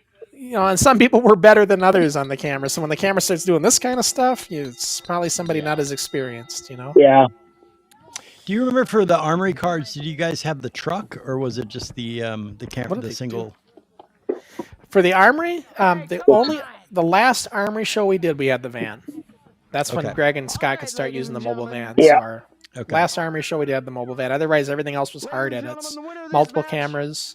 Because Armory shows, we'd have 3 cameras most of Yeah. them. Oh, okay. And then I'd have to do hard edits. They call that a hard edit, where you have to edit it in the control room, you know, editing booth. This is funny. Watch what he does here. I don't know which one to call it. None of the takings were legal. Watch this. Is that Steve? Spit on his mask, Spit. huh? See, he didn't have a mouth for his mask, so when he spit, he just spit on himself. Trying to get his suit on. Was that Steve? No, that was Chad Radkirk. Oh, okay. Steve made the mask, though. I remember Steve made the mask, and he showed me, he goes, look at this, Mr. Unknown. Because it didn't have a mouth or anything. It just had 2 eyes. I'm like, who's going to wear that? Then Oh God. for next week, Oh wow. So, yeah, Steve made that mask that he was wearing. with Sergeant Smash. Because we didn't know how to get boots yet Yeah. and all that stuff. How did we figure out the boot place? Eddie Sharkey. Oh really? Okay. Yep, once I met Eddie, and I said, Eddie, how do we get wrestling boots? And he said, this is who, and that's how he gave me that flyer. It was like Yeah. copied down from, you know, league Yeah, to league so to many, league. Yeah, so many copies. Yeah. Oh. Yeah, it was Eddie Sharkey who, and then Eddie, when he seen our belts, he wanted to know how we get those belts. I remember you telling me that. Yeah, he was Yeah. very impressed with our belts. Yeah, they were great looking belts. Yeah, at that time, you know. Yeah. Yeah, I wish I could remember what their belt looked like. What, Eddie's? Yeah. They didn't have any. Oh, they didn't. No. Yeah, in 86, yeah, they didn't have Okay. anything. So that's why he was real interested to know, you know, how we got our belts. Right. How'd you get the belt? Steve Engstrom made them. and he was good at it. Yeah.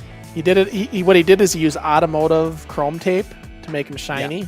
Yep. Oh, okay. And then he would use different decals from the graphics store. He'd get trophy pieces. He'd get all sorts of emblems. He'd really do them up good.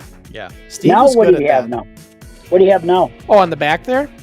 Yeah. Those are all properly replicated the way they make belts today. So those are all done out of zinc, basically, and they're 4 mil zinc, and they're dual layered, and they're all made. They're much nicer than they were back in the day. Oh yeah, yeah. But they look like that, you know. Are They're any of those stringy, though, belts aren't back they? there the original $300 belts? a belt or so. How much? About $300 a belt. Whoa, yeah. I'm sorry, Jamie. What was that? Oh yeah, I'm sorry. Are any of those the original belts from? No, we don't have any. Kelsey won't admit it, but I think Kelsey might have the last NWF World Title belt we used. The blue one, or the one with the blue strap? It doesn't have the blue one because the blue one was disassembled to make the last belt. Oh, okay. Yeah, we actually disassembled it and took the parts and stuff off of it. Wished I would have never done that. Yeah, yeah. But yeah, so Kelsey I think has that, and Kelsey might have the U.S. title too. Now that I think of it, because he was the last one to have that belt.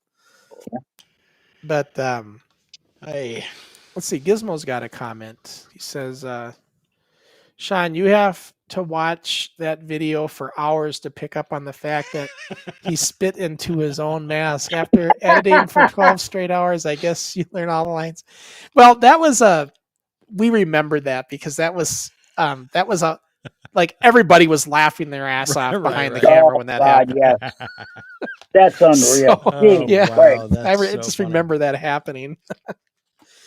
God. Yeah, it's fantastic. Wow.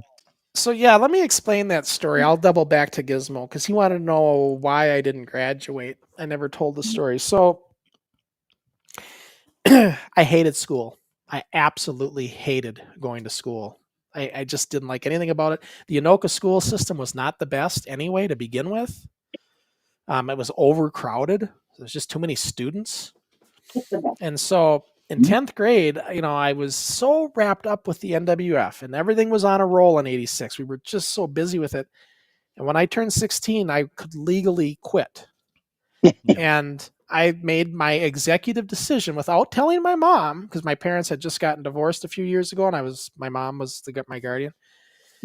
So I decided I'm quitting school and I'm just not going to do it. And I remember Jason Klassen asked me, and he talks about this when we did the documentary. I didn't use it for the documentary, but he actually is an interview with Jason talking about this. And he goes, that's how I know Jason. I remember this now when Jason said it. He goes, Sean, I asked Sean, why did you quit school? Because to Jason, he just couldn't understand why I would do that.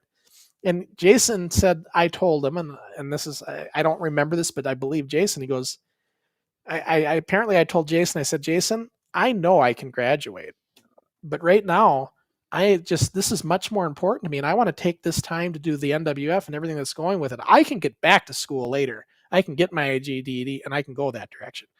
But for now, I'm going to put it on hold and I'm going to continue with this. And that's what I told Jason back in the day. Wow. And that's exactly what I did. Yeah. I knew I was smart enough. I just knew that if I kept doing school, it took away from the NWF.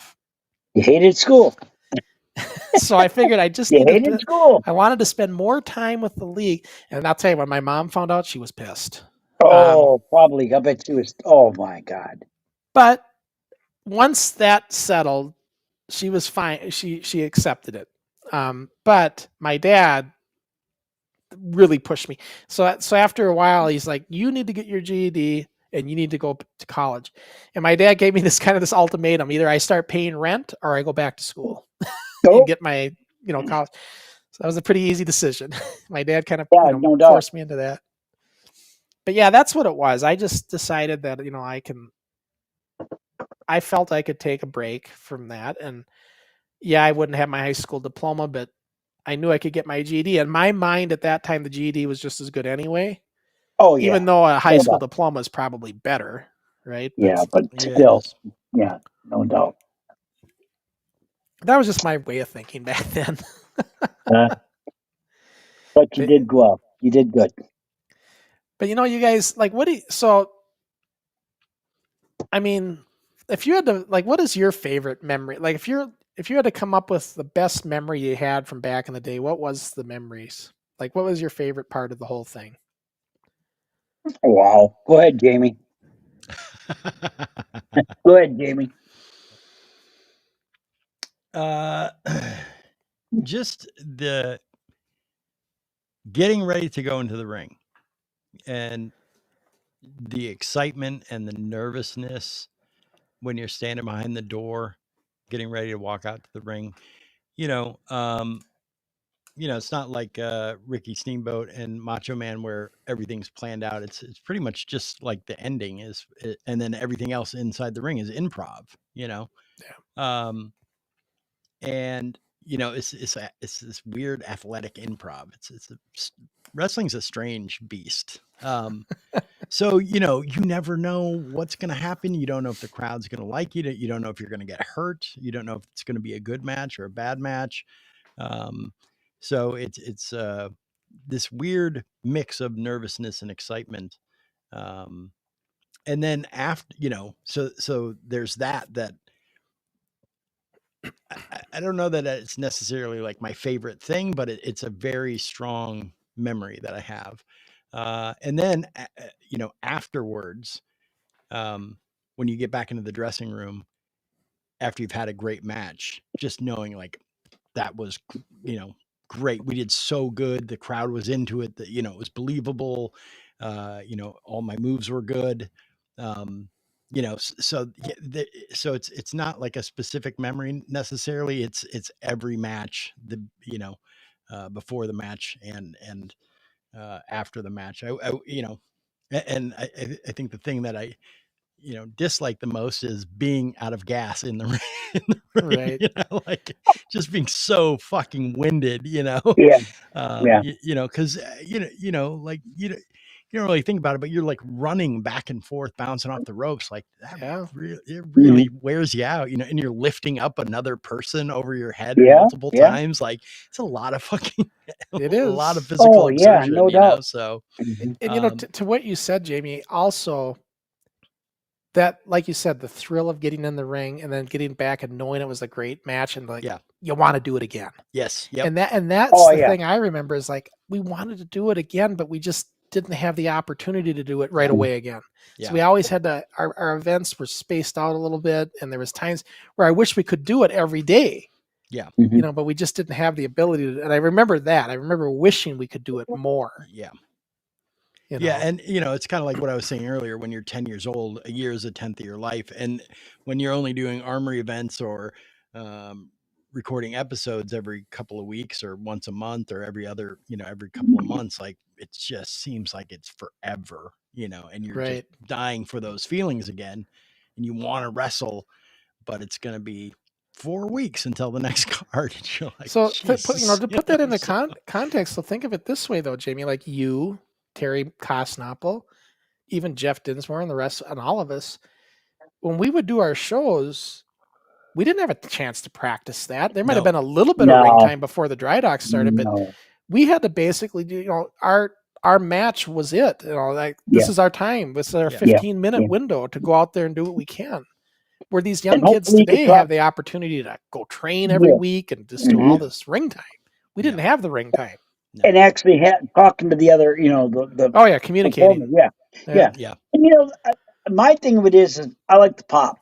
The pop was really good. Dr. Dredd didn't know whether he's a good guy or a bad guy, and that was huge. And it was just the pop. Well, Dr. Dredd started out as a heel, and then we decided to do let's do the Vern Gagne's Mad Dog to be his partner. So that's why I asked you to be my partner, and that's was how huge. that started. Yeah, that was huge, and that's where everybody came in. It's like so excited. It's really good. I mean, I can't. I think of it now. It's like, oh my God, I'd love to do it again. No doubt. Yeah. Oh yeah, it was a fun time.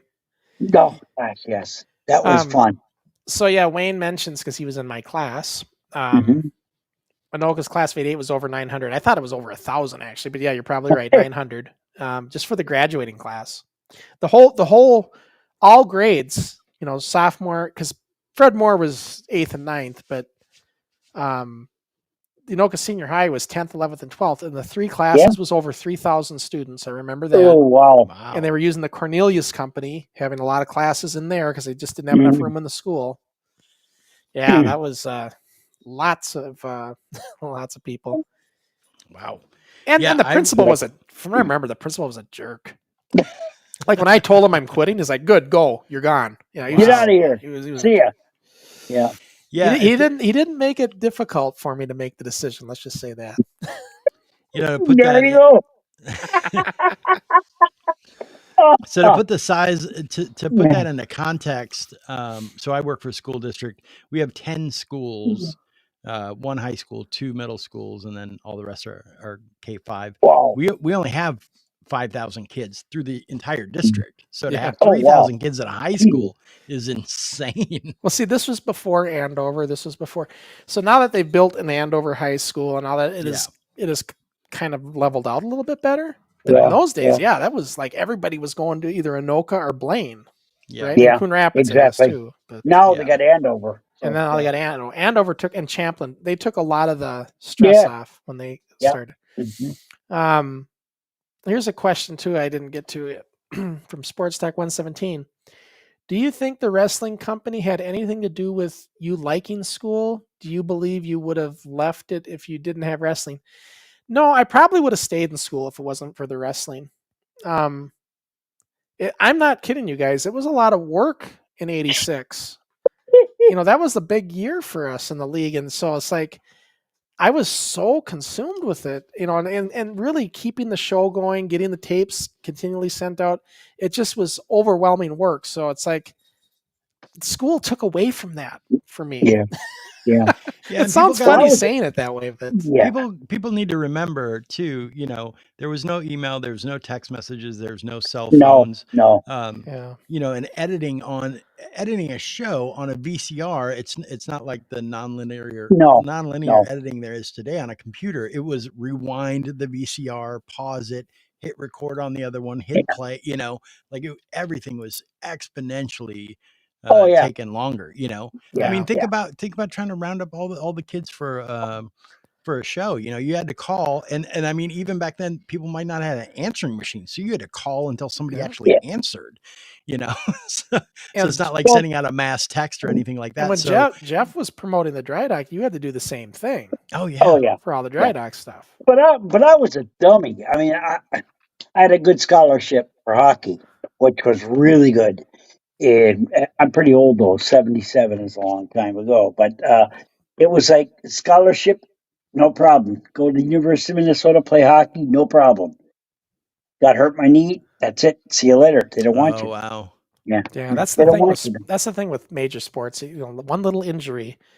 That's it. Yeah. That's it. They don't want you no more. Right. Yeah. And think about it, you guys. I can't think of very many times somebody got hurt on our wrestling. I mean, I could count one hand, honestly. No, you. We don't talk about that, do we, Sean? The lady. Yeah, that was gnarly. That was me though. I'm saying as far as somebody actually getting hurt from somebody, I could count on one hand how many times that happened, and it wasn't anything serious. But I'll tell you what, though, after I got done with the match, I feel like I was hit by football, with no pad. Well, because you were, Jeff, you were 10 years. As us kids at that age, we were a little more resilient. We didn't feel it like that, but I can see where you're in your late 20s where you're going to feel it more. Yeah. But I'll tell you what, I will always want to do it again. No problem. Yeah. Yeah. I mean, your body gets callous to it a little bit, after you do it enough. Jamie, you were talking about how you'd get winded. Yeah. And I remember, I didn't feel it that as much, but I do remember the match I had with Steve Engstrom, what we did in the Armory, where we did that big, long Broadway. We went damn near 60 minutes. And that one I remember coming out of there and singing. I had cotton mouth. You get cotton mouth. Yeah. I was just, I needed, and we didn't have bottled water and there was no water anywhere. So I just went to the concession stand and I was running the thing. So I'm like, give me 3 Cokes. and I just downed them. Yeah. Coke after Coke after Coke. Yeah. It's not like boxing where there's rounds and you get, a drink of water or whatever. I mean, it's just straight through, crazy athleticism. So Yeah. yeah. And here I am. I'm just dying. I'm chugging these Cokes. And this older guy in his 30s, I would never forget it. He came up to me, and he I don't know who he was, but he goes, he puts his hand out. He goes, I just want to shake your hand. And I shook it, Whoa. and he's like, that was one of the best matches I've seen in a long time. Oh, wow. That's cool. And then he walked away. He just gave me that nice Wow. compliment. Yeah. And I was bummed, Jamie, because that was the card where we had 50 people in there. And the lowest attendance we ever had at an armory, 50 people. And when I renovated it a month ago, I actually stopped the video on all sections and I counted heads. And there was 50. Wow. There was actually 50 Wow. people there. So I wasn't wrong there. Because sometimes you think, maybe I'm forgetting. Maybe there was less. Right? Sorry, lost you. Yeah, that's all right. But yeah, so back. So I was bummed out because it was such a low card. But here this guy, was real complimentary. And that's when I thought to myself, something? Yeah, there's not that many people here. But he was impressed and he got his money's worth. And it made me feel good, Yeah. Yeah.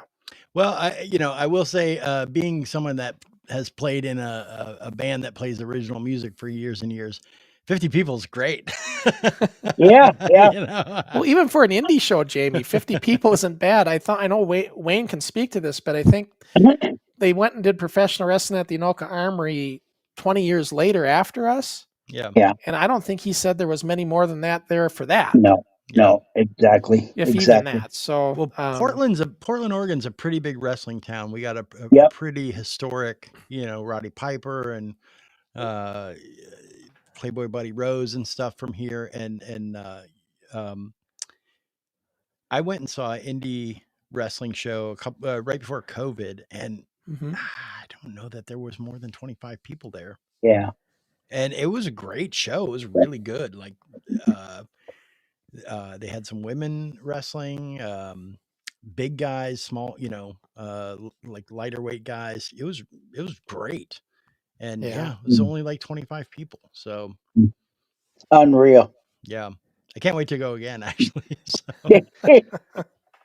Yeah, but I think there's so many indie leagues now. Like, look at Minnesota, you guys. There's like, 4, 5, 6 different organizations. Yeah. Oh, wow. Exactly. I mean, but back in the day, it was Eddie Sharkey doing it and us. That's it. Yeah. That's it. And That's maybe all there Jim was. Mitchell after a while, but he tried doing his thing. But other than that, that was it. There wasn't like all these, the Iron Duke, which by the way, I guess he passed away too. I heard that. I don't know when, but I can tell you this much about Jim Mitchell, though. He showed up at that first Armory card that we had, that we were talking about at the very first one. I didn't know who he was. I just knew him as the Iron Duke, right? Yeah. I didn't know his name or anything. But at the end, he came up and shook my hand and said, good show and everything. And that was kind of it. And he left. And ka-ching, ka-ching, ka-ching. He wanted. Well, when I met Eddie Sharkey like a month or two later, that's when I finally met Eddie. Yeah. And I said, hey, Eddie, this guy, his name was Jim Mitchell. He came and, I told him, and Eddie just said, kid, he's bad news. Stay away from him. Stay away from him. And that's the advice I got from Eddie Sharkey. Yeah. So I just listened to Eddie. I stayed away from him. I never really did anything with Jim Mitchell. So how did you end up meeting Eddie Sharkey? That was all Steve Engstrom. Okay. So after we did the first Armory, I think the light bulb was going off, and Steve said that we could make this much bigger than it is. Mm-hmm. Maybe that's where he kind of got the ideas with Larry. Who knows? Yeah. But Steve said, Sean, we got to go. Let's go meet Eddie Sharkey, and see what he's doing a show. And I'm like, who's Eddie Sharkey? So naive I was. I didn't know who he was. Yeah. And Steve's like, he trained Bob Backlund. He trained the Road Warriors. He does similar stuff to what we're doing. I said, cool, let's go meet him then. So that was Steve. And so he brought us to one of the shows. And you know how Steve is. He's one of the best bullshitters there is. Yes. So Steve BS'd us his way to get us right into the back room with Eddie Sharkey. And Eddie was thrilled to meet us. Wow. Because Eddie had heard about the card, so he wanted to meet us. But Steve made the connection. Steve Engstrom. I think I told the story on the show about how I spent the night at Eddie Sharkey's house, right? You did? Yeah. Yeah, that's a tell that story, Jimmy, because that's Yeah, fascinating. tell me about that. So I think this was before, I'm pretty sure this is before I was involved with the NWF, but I saw in the paper that for, what's the thing that Jerry Lee Lewis does? The muscular Oh, dystrophy the MD thing? Yeah. Yeah. Kind of in concert with that, they were having a 24-hour wrestling show at a place called Pepper's Dance Land in St. Paul. Oh, wow. And it was supposed to be an all-night wrestling event. So I was 11 or 12, I think. And so I fucking called the bus company and asked, how do I get to St. Paul from Coon Rapids? And they told me all the transfers and the buses to take and how much money I'd need. And so I just hopped on a bus at 11 years old and went to Minneapolis, like 16 miles away or whatever. And went there, and there wasn't a whole lot of people. And I don't think they had that many wrestlers show up. So there was like 45 minutes of just nothing between matches. Right. And then by about midnight, I was literally the last person there. Right. I'm just they were supposed to go all night. Yeah. And that was your plan, right? That was my plan. Stay there all night. And then in the morning I would take all the buses back to Coon Rapids. And so I'm just fucking sitting in the front row, just me, totally alone in this building at midnight. And finally Eddie comes out and he's like, hey, since nobody else is here, we're gonna shut it down for the night. And I'm like, the buses are done going, like I don't have a way to get home. You know.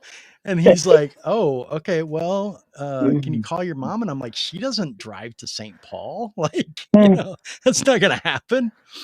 And so he's like, oh, well, do you want to just spend the night at my house and then in the morning you can take the bus home? And I was like, okay. So yeah, I spent the night with him and Princess Little Cloud and their son. I stayed in their son's room, and the next morning she made me breakfast, like, you know, scrambled eggs and pancakes or whatever. And then you're 11 years old. Yeah, I was 11. And then I think if I remember correctly, he had one of the wrestlers drive me home. I don't remember who it was, but yeah, somebody drive me home so I didn't have to take the bus. So yeah, I spent the night at Eddie's house. Unreal. Yeah. Unreal. That's oh my God. And I remember, Jamie, you said that Eddie had you sleep with his son in his son's room. Yeah. And this was your age, basically. Yeah. And you were like blown away that here's Eddie Sharkey's son who wants nothing to do with the wrestling business. Nothing to do with wrestling. No. And I was just, you know, I'm just like, it's like 2 a.m. I'm talking to Eddie about wrestling and shit, you know, and he's like, I'm going to bed, you know, and then the next day, you know, I'm talking to his wife and him at breakfast about wrestling, and his kid just like has zero interest in wrestling, which, you know, it makes sense, right? Every kid thinks their parent's not cool. You know, it's like, you know, I just saw a picture of. That's unreal. Yeah. That's cool. Yeah. The fact that Eddie Sharkey took care of you, tells a lot about him. Nicer. I mean, you know, I feel like he had some responsibility advertising a 24-hour show, you know? Yeah. Eddie was a good guy. He was a good guy. I really liked Eddie. And, no doubt. Yeah. I wish I could have spent more time with him. So it'd be amazing if you could get him on the show. I would. I know. Oh God, I wish it was. I just wish he was a little younger and maybe more available to do. I just think he's in that age where he's just enjoying the time he's got left. Right. You know? Yeah. Could be. Yeah. Okay. So Gizmo says this is an ongoing thing with Gizmo. Okay, Crusher, you are killing me. After all this time, and only 2 things that I found out bad about you is that you smoke and the fact that you drink a lot of Coke. Well, maybe Wayne can shed some light. You know, Wayne went to school with me. I mean, he was in my grade. I don't know if he remembers me, but maybe he knows some dirt on me. Amazing. I don't know. But yeah, I don't wish there was something. I did smoke. I smoked cigarettes and loved Jack. Yeah, I know I did smoke, and but a lot of us smoked back then. You know, we talked about that. Yeah, it was definitely a different time. You know, I gotta say though, I know you guys paint a pretty picture of me, but I'll tell you, there was times when I did things I certainly regret. Oh, I'm sure. Well, I think all I'm of sure. us do that, you know. Yeah, just no things doubt. And just said. because you've done things you've regretted doesn't mean you're a bad person. No, No, but I mean, no, nuh-uh. like when we got rid of No. Rob Jacob, Jackknife Jacob, and I got rid of him off the show, we buried him on the show. Like I had everybody doing interviews just ragging on him. Yeah. Wasn't the right thing to do. Yeah. You know, things like that. And just things, you know, I can just remember personal conversations I'd have off camera with people where I'd said things didn't come out the way I wanted it. You know, those kind of things. What the hell? Wayne says, for you, Jamie, he says, great story about Eddie. Yeah. Yeah, No it's doubt. definitely No doubt. one of those things I'll never forget, you know. And Yeah. you know, I didn't like Eddie had done a PWA card at a bar that my mom had worked at, and I think that was one of the first live wrestling things I ever went to. So that's how I knew Eddie, and because he was like the referee the entire night and stuff. And then so that's how I knew Eddie, and what I knew of Eddie, I didn't know, you know, until way after that as an adult, you know, reading his Wikipedia page that he like tried to kill Vern Gagne and shit that, you know, like, holy that was fuck, crazy. What you the know? hell? Yeah, you know, so it's funny to like have this memory of this guy, and then as an adult, like learn like, oh, he was this huge, really important wrestler in you know, the Midwest, and you know, so it was really cool to learn about that as an adult. That And then, I had you such know, a regular thing with him, you know. So. And for me, once I got to meet Eddie, and Eddie told me I could come to his training camp anytime, and I did. I went there a lot, but there would be a lot of Saturday afternoons that I would get on the phone and I'd call Eddie Sharkey on a Saturday when I had nothing going on. He was home, he had nothing going on, and Eddie and I would sit there and chat away for hours on the phone on a Saturday, just talking wrestling. Yeah. Right? It was like wrestling 101, psychology 101 stuff. We would just go over all the integral, just any and everything wrestling. And Eddie, you know, it was like, and that's the thing, whether you're Eddie Sharkey or you're me or whatever, or Jamie, you know, it's in our blood and we just want to do it all the time. Talk it, whatever. Yeah. That's right. You know? You know, it's so funny. I guess I would have thought because I feel like he started wrestling in the 50s or something, right? Yeah, I think he did. So, you know, it's cool that, you know, and what's a good way to explain this? You know, with like BMXers, you know, when you're a kid, you love it and all that stuff. And eventually, you know, if you become pro, like, you can become tired of it. And, you know, it's just no doubt. You know, another contest or whatever. It's cool to hear that he would talk to you on the phone like that, to know that he always loved it. You know, he was never burned out of it, or at least, you know, wasn't too burned out to talk to you about it as long as you wanted to, and had a love for the business and that sort of thing. So that's really cool to hear. Yeah, I mean, and we talk about everything. I remember one time he asked me, he goes, I heard Terry was, you know, he's talking about Hulk Hogan. Because I heard Terry was in town. Have you heard anything about that? He's asking me.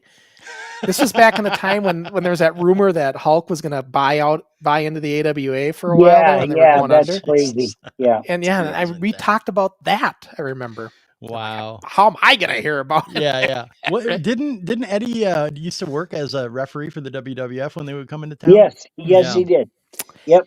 And because of that, Jamie, when I would go to the WWF shows, you know, the guys didn't hang out with Eddie. They didn't talk to Eddie. So when Eddie wasn't reffing, he was one of the refs. He'd just be by himself. And I'd see him there. So I'd go and knock on the door. They say, yeah, you know, when you wanted to get in the back there, they'd say, what do you need? And I said, I know Eddie Sharkey. He's like, Eddie. And he pointed at me, he goes, yep. He'd nod his head. And I'd go. And I would just be able to hang out with Eddie and chat with them there and inside the little back area. So I did that a lot too. Yeah. Here's a question from Sports Video. Sorry, before you, it's surprising that the guys didn't have any kind of camaraderie with Eddie, like especially thinking about how many guys he sent up to the WWF, like the Road Warriors and you know, I think Eddie was like, he was very, I mean, he just did the job and that was it. That's all that mattered for him. Yeah, he was just paid to ref, and it was extra money for him to do it. Yep. But yeah, you're right though, Jamie. Like the guys kind of like, I think at that time the WWF was kind of, it was the new big bad beast, and they all got these, they're making money, and so they're all in their own little clique. And Eddie's one of the old timers that isn't in that younger clique of the guys. Yeah. I mean, it seems like today, like with Hunter and stuff, there's a lot more reverence for, old timers and stuff. And it's too bad that when Eddie was working with them, the guys, they don't give a shit for the old people. They don't give a shit for it. No. And I could see that. I'm just looking at this thing and nobody's talking to him. Like, and I know Eddie, so I'm going to try to, and I just inched my way into the back area to hang out with him, But, so no, Sports Video says, was your company drug and alcohol free? Yeah, for the most part. I mean, I don't. Yeah. Okay, so Steve did drink, but not during the NWF time. He wasn't a big, like, going out to the bar. But Steve did get like that towards the end. He was hitting the bars and stuff a lot. Oh, yeah. Well, I did too. But I don't think we had any. I don't think there was any kind of policy or anything like that. We were just, no. Other than smoking, there was some smoking that took place, but that would be the most of it. I'd never remembered anybody. Look, the dry dock was non-alcoholic. Right. No, that's why it's called dry dock. So that's how we were able to be in there. So, and I don't know of anybody that was drinking or doing drugs that was on the show at all. I can't think of anybody either. No. Yeah. No. Smoking, that's about it. Yep. And everybody smoked, everybody's parents smoked and fucking drove around in their car while they smoked with the windows up and you in there. Oh yeah, hell yeah. But guys, I remember back then there was a smoking area at the mall. Yeah. Well, do you remember when you could smoke on airplanes? I remember that. Wow. When I first started flying. I never actually saw that, but it was just ending at that point for me. I remember when I first started flying. But guys, I suppose we're getting close to 2 hours. We should probably wrap it up. But I want to go over a few things. Go ahead. Sorry, there's one thing I wanted to touch on that is real important to me to touch on before we end the show today. So, I think it's important for people to know how important Jeff was to the organization as well. Oh yeah. Jeff, especially, and I don't want to knock the other announcers or the older shows, but when Jeff came in, he brought this like much higher level of professionalism because, such an important part of watching wrestling, at least on TV, is the storytelling. And that comes from the commentator. And so, back in the day, back before Jeff came in, it was whoever just grabbed the mic and, just rattled off whatever. But, once we got Jeff and it was that consistent voice of the league, that consistent storytelling, I think that brought, the level of professionalism of the NWF way up. And so Jeff was super important and made the league so much, exponentially better when he joined. And I just want to make sure that Jeff knows that I feel that way. And I hope other people realize that about Jeff, how important he was to NWF. So thank you, Jamie. I love you, buddy. That. Yeah, I appreciate that, man. That's awesome. Absolutely. It's just the truth, man. I loved you kids, and that's all I wanted is to work with the kids. And thank you very much, bud. I appreciate that. That makes me feel good. I appreciated you. I mean, you took us seriously and put us over, and told the stories. And, even though we were kids, we wanted to be professional wrestlers and seen that way. And you really helped sell that. You put it to life. I appreciate that, buddy. And Jeff was a natural at the golden radio voice. I call it like that golden radio voice, but he just had that natural salesmanship ability to be that on-screen promoter, announcer, and like Jamie said, building us up and making us viable. Yeah. But you guys were there though. You guys were there and you guys did the work. So but you know what though? Here's the thing, and especially with announcers, I can make this show and everything, but I can't create good announcers. Thank you.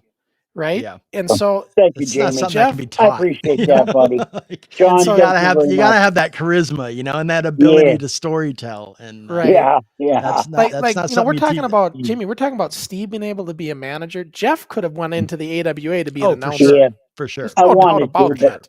that's all I right. mean, Jeff was that good, you guys. Yeah. He really, if you when we get to those shows, just listen to him and watch him. Yeah. Yeah. And Thank that's you, a guys. high awesome. pressure. That's a high pressure thing because Yeah. you know our you know my matches with Sean is 7 minutes or whatever. You know, Mhm. Jeff's got to talk for a freaking hour Right. and keep people engaged.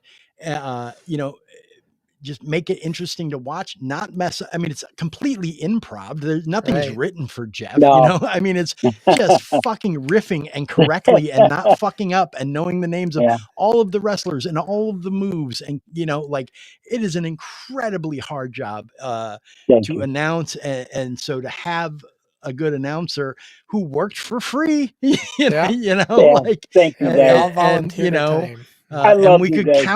count on, you know, he always, you know, he was always there. And then, you know, like some of the best stuff we ever did other than the armory stuff.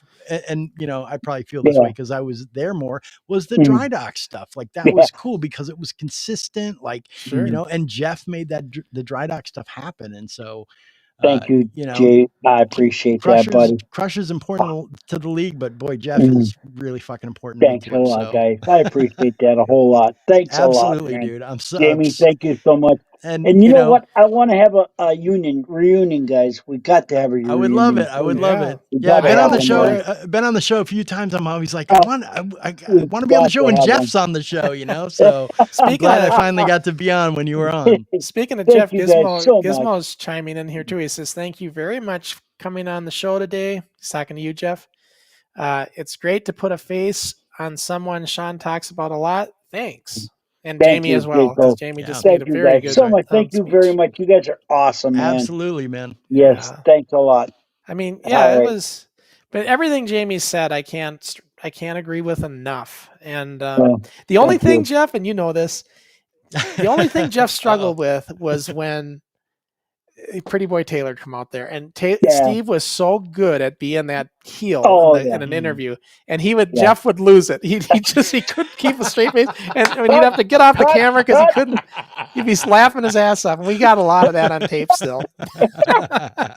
Unreal. Because God dang it. Steve was that kind of, he had that Bobby Heenan wit about him where he just really, he could talk off the cuff. Yeah. He was so good, though. Yeah. Steve was so good.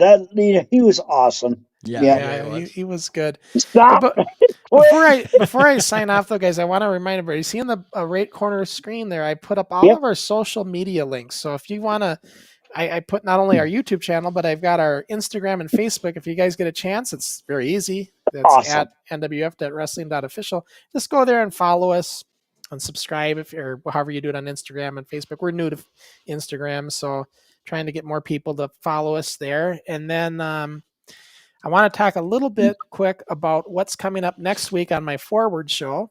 I always like to kind of say what we're going to do.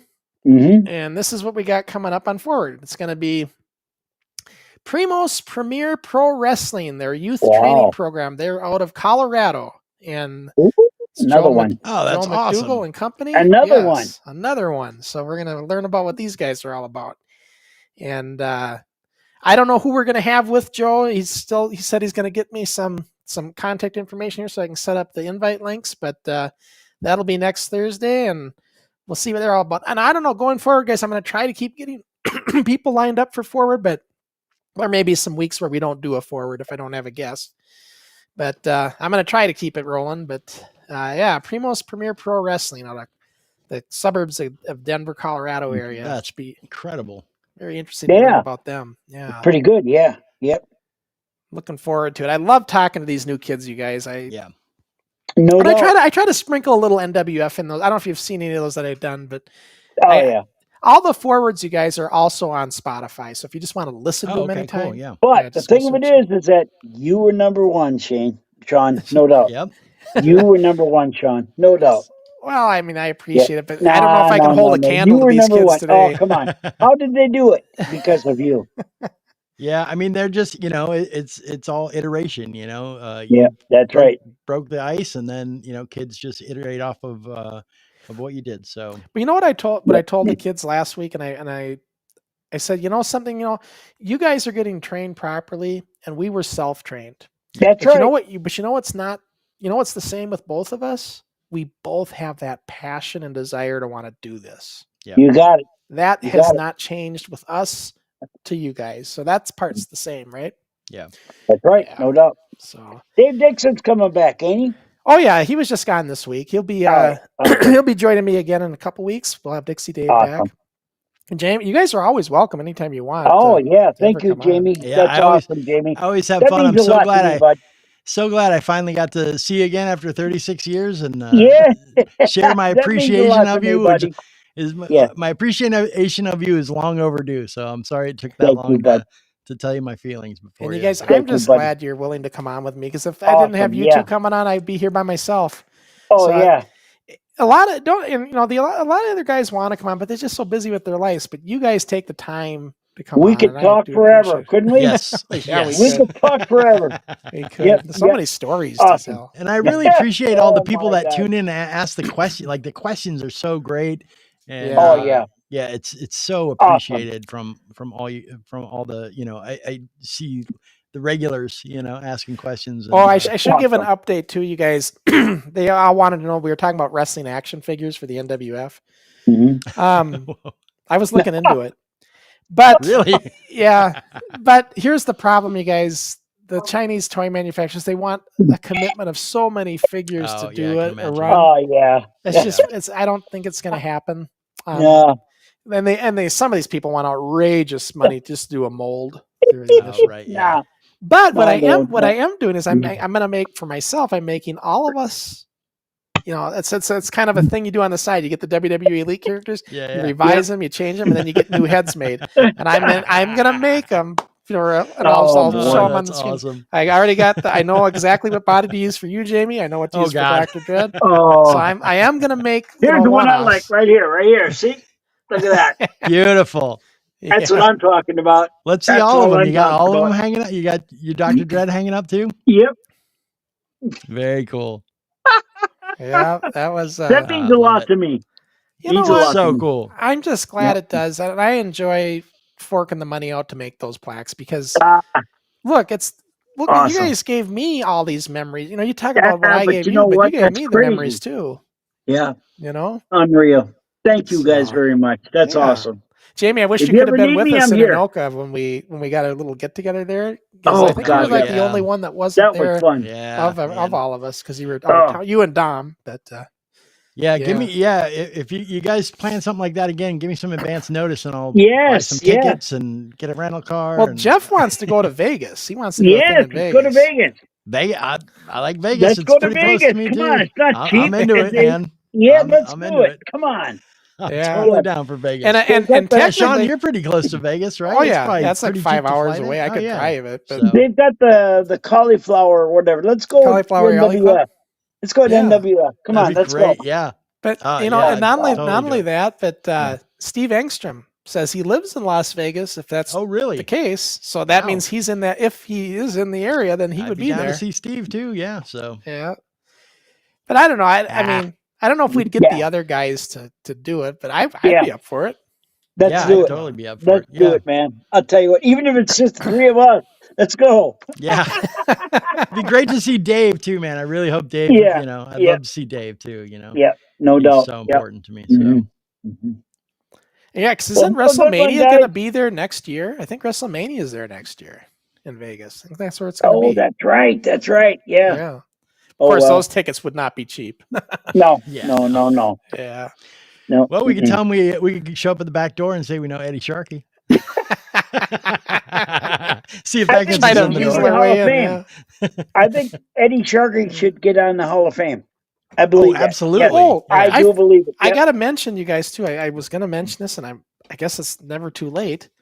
But an old friend of the NWF, I'm going to bring back on as a guest. I got in touch with him again. He's done a couple specials with us. Scott Jameson.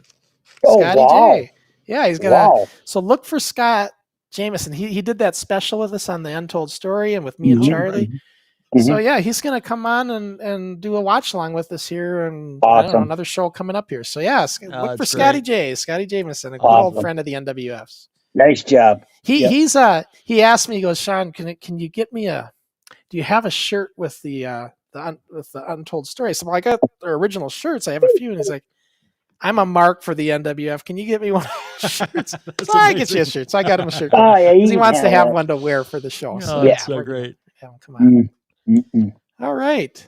Well, you So, guys yeah, have a good one. It's been fun. Yeah, it has. Yeah, All for right. sure. So thanks It's so again. good seeing you, Jeff. Yeah, Good thanks seeing you again, too, Jamie. Thanks, Jeff. Thanks for John, filling take in. it easy, bud. I'm sure Dave's going to appreciate it, as you know, for you guys Oh, yeah. stepping in. So Yeah, we'll see you sounds guys good. in another week with Forward, and another 2 weeks with the next Rewind. Okay. Have a good one.